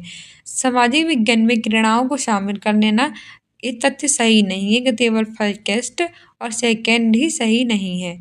ठीक है, क्रीड़ाओं को शामिल करना तथ्य सही नहीं है। ठीक है, इसलिए पहला और दूसरा सही नहीं है। नेक्स्ट कह रहा है कि भाई are photographers of famine in Bengal during the British period usually considered as primary source, यानी कि ब्रिटिश काल में के दौरान जो बंगाल में अकाल था वहाँ के चित्रों को क्यों प्रायः एक प्राथमिक स्केच के रूप में जाना जाता है। ऑप्शन ए है कि वास्तविक और विश्वासी लोगों द्वारा खींचे गए थे, they were clicked by real and reliable people. Option B है कि वे अतीत की घटनाओं को जैसी वास्तव में वो घटी एवं जैसे उस समय में थी उसी रूप को दर्शाती हैं। दे illustrate past events as what really happened and people as they were at that time। तीसरा है कि वे पुरानी हैं और उन्हें भारतीय पुरातत्व सर्वेक्षण विभाग द्वारा धरोहर के रूप में माना जाता है। They are old and considered as the heritage resource by the archaeological survey of India. चौथा है कि समय बिताने के साथ चित्र बदल नहीं सकते, photographs can not change with the passage of time. सही आंसर हो जाएगा इसमें हमारा ऑप्शन बी कि वे अतीत की घटनाओं को जैसी वास्तव में वो घटी अब जैसे उस समय के लोग थे उसी रूप में दर्शाती हैं। ठीक है, हमारा एक्सप्लेनेशंस कह रही है कि ब्रिटिश काल के दौरान बंगाल में अकाल के चित्रों को प्राय एक प्राथमिक स्रोत में मानते हैं क्योंकि अतीत की घटना जैसे वास्तव में घटी हैं, जैसे उस समय के लोग थे उसी रूप को क्या करती हैं, दर्शाती हैं। इतिहास पूर्व में घटित घटनाओं को ये दर्शाता है और सोशल साइंस में छात्रों को विशेष केंद्रित पागन को ध्यान में रखते हुए अध्यापन कार्य को क्या करना चाहिए। ठीक है, हमारा नेक्स्ट क्वेश्चन क्या रहा है कि arrange the order beginning to end the steps of applied from of problem solving, यानी कि समस्या समाधान के अनुप्रयुक्त रूप में चरणों को आरंभ से अंत क्रम में लगाना। कल्पना को विकसित करना, developing a hypothesis. Option B है कि कुछ मामलों में परिकल्पना को रूपांतरित करना, modifying the hypothesis in some cases. Option C है कि डिफाइंग द प्रॉब्लम, समस्या को परिभाषित करना। और चौथा है कि परिकल्पना की जांच करना, टेस्टिंग हाइपोथेसिस। तो करेक्ट ऑप्शन को चूज करना है। पहला है कि CABD सही है, दूसरा है कि CAD है, तीसरा है कि EDBC है, चौथा है कि DBCA है। सही आंसर हो जाएगा इसमें हमारा ऑप्शन बी कि CADB सही है। ठीक है, हमारा एक्सप्लेनेशंस भी कह रही है कि समस्या समाधान शिक्षण की प्रक्रिया का एक प्रमुख अंग होता है। ये कठिन विषय के निवारण हेतु और छात्रों के मौलिक चिंतन में कैसे होता है सहायक। और समस्या समाधान के अनुपयुक्त रूपों के चरणों को हम आरंभ से अंत तक क्रम निम्नवत होता है, जैसे कि समस्या को परिभाषित करना, फिर परिकल्पना को विकसित करना, फिर परिकल्पना की जांच करना, और फिर हमारा कुछ मामले में परिकल्पना को क्या करना, रूपांतरित करना। ठीक है, तो याद रखना एग्जाम्स के लिए इंपॉर्टेंट है। समस्या को परिभाषित करेंगे, फिर परिकल्पना को विकसित करेंगे, फिर उस परिकल्पना की जांच, और कुछ मामलों में परिकल्पना को रूपांतरित। हमारा नेक्स्ट क्वेश्चन कह रहा है कि क्या classroom quiz on India's lesser known freedom fighters as part of history class in an example of dash, choose the appropriate option। यानी कि इतिहास की कक्षा में भारत के कम विख्यात स्वतंत्रता सेनानियों पर प्रश्नोत्तरी उदाहरण है डैश का। ऑप्शन ए है रचनात्मक आकलन फॉर्मेटिव असेसमेंट, ऑप्शन बी है प्रयोगात्मक आकलन सम्मेटिव असेसमेंट, ऑप्शन सी है नैदानिक आकलन डायग्नोस्टिक असेसमेंट, और ऑप्शन डी है अधिगम का आकलन असेसमेंट ऑफ लर्निंग। तो हमारे ऑप्शन को सही चुनना है। पहला है कि ए एंड बी, ए और बी सही है। दूसरा है ए एंड सी, ए और सी सही है। तीसरा है बी एंड सी, बी और सी सही है। चौथा ए एंड डी, ए और डी सही है। इसका आंसर हो जाएगा ऑप्शन बी, किसमें से हमारा ए और सी वाला ऑप्शन सही है। हमारी एक्सप्लेनेशंस भी कह रही है कि इतिहास की कक्षा में भारत के कम विख्यात स्वतंत्रता सेनानियों पर प्रश्नोत्तरी एक रचनात्मक आकलन तथा नैदानिक आकलन का उदाहरण है। रचनात्मक मूल्यांकन एक सतत आकलन का दृष्टिकोण होता है और ये छात्रों की जो समझ होती है उसका आकलन करने की क्या देता है, अनुमति।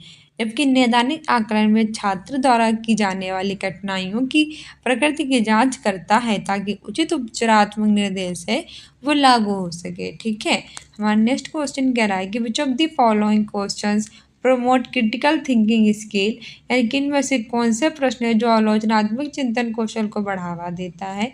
पहला कह रहा है कि आप क्या सोचते हैं कि नदियाँ पर बांध डेल्टा की मिट्टी को प्रभावित करते हैं, कैसे। Do you think depth across reverse affect the delta soils, how. दूसरा है कि विशाल बांधों का निर्माण हर्षाकृत समुदाय को प्रभावित करता है, क्या आप इस मत से सहमत हैं। Constructions of large dams affect marginalised communities, do you agree with the view justify. तीसरा कह रहा है कि क्यों तेलंगाना में मेडक जिले में विशाल बांध का निर्माण संभव नहीं है, why it is not possible to construct a large dam in Medak district in Telangana.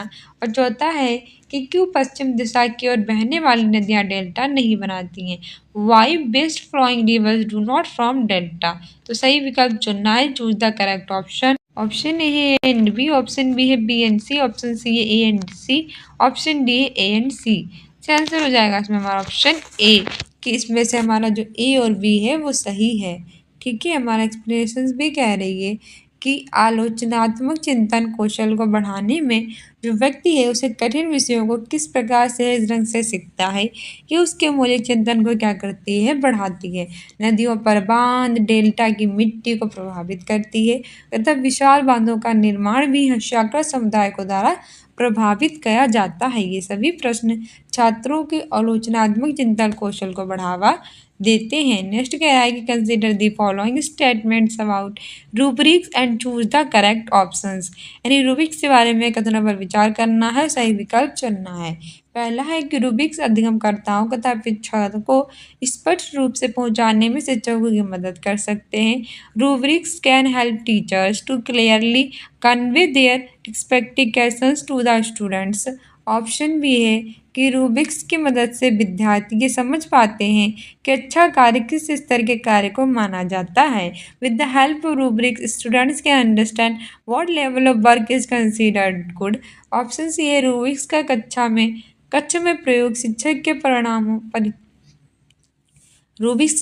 में प्रयोग शिक्षक के परीक्षणों को बेहतर बनाने में मदद करता है, किंतु अधिगमकर्ताओं के प्रदर्शन को नहीं। Application of rubrics in classroom help teachers to improve their test but not student performance.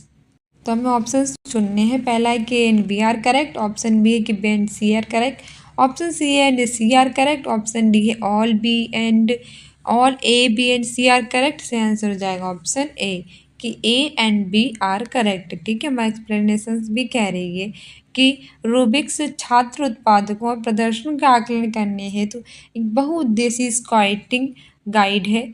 ये शिक्षण में सुधार करने में हेल्प करता है। साथ ही रूबिक्स छात्रों और शिक्षकों दोनों के लिए एक मार्गदर्शक के रूप में क्या करता है, कार्य।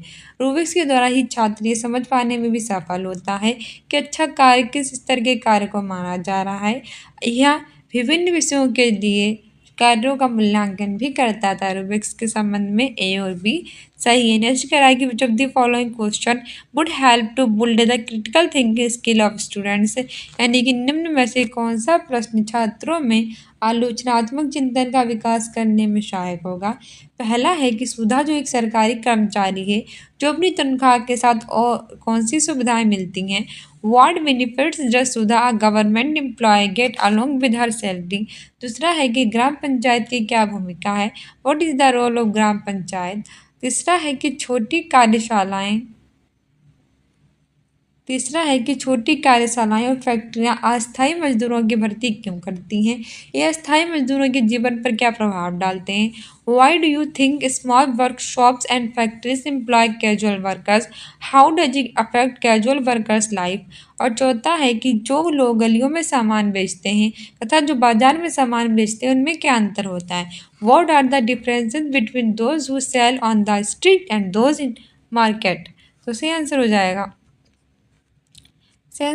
ऑप्शन सी की छोटी कार्यशालाएं और फैक्ट्रियां अस्थायी मजदूरों की भर्ती क्यों करती हैं और अस्थायी मजदूरों पर क्या प्रभाव डालती हैं। ठीक है, तो हमारी एक्सप्लेनेशंस भी कह रही है कि जो छोटी कार्यशालाएं और फैक्ट्रियां होती हैं वो अस्थायी मजदूरों की भर्ती क्यों करती हैं, कि अस्थायी मजदूरों के जीवन पर क्या इफेक्ट डालती हैं। ये प्रश्न छात्रों का जो आलोचनात्मक चिंतन है उसके विकास में सहायता करेगा, मतलब बच्चा सही से सोच पाएगा इस प्रश्न में। आलोचनात्मक चिंतन करने से छात्रों में तर्क करने की क्षमता, सोचने की क्षमता और मौलिक चिंतन की क्षमता का क्या होता है, विकास होता है। नेक्स्ट कह रहा है कि which of the following social science question promote acquisition of metacognition knowledge, यानी कि कौन सा सामाजिक विज्ञान का प्रश्न पारासंख्यानात्मक ज्ञान के अधिग्रहण को बढ़ावा देता है। ऑप्शन ए कि मानचित्र बनाने के लिए चिन्हों की आवश्यकता क्यों होती है, why symbols are required to prepare a map. दूसरा है कि मानचित्र के उपयोग को अपने मंडल मुख्यालय से जिला मुख्यालय तक की दूरी ज्ञात कीजिए। Find out the distance from your mandal headquarters to district headquarters with the use of a map. तीसरा है कि क्यों जमीन पर वास्तविक दूरी मानचित्र पर घट जाती है, why is the actual distance on the ground reduced on the map. और चौथा है मानचित्र की महत्वपूर्ण विशिष्टताओं को सूचीबद्ध कीजिए, list important features of a map. सही आंसर हो जाएगा ऑप्शन बी के मानचित्र के उपयोग से अपने मंडल मुख्यालय से जिला मुख्यालय तक की दूरी ज्ञात कीजिए।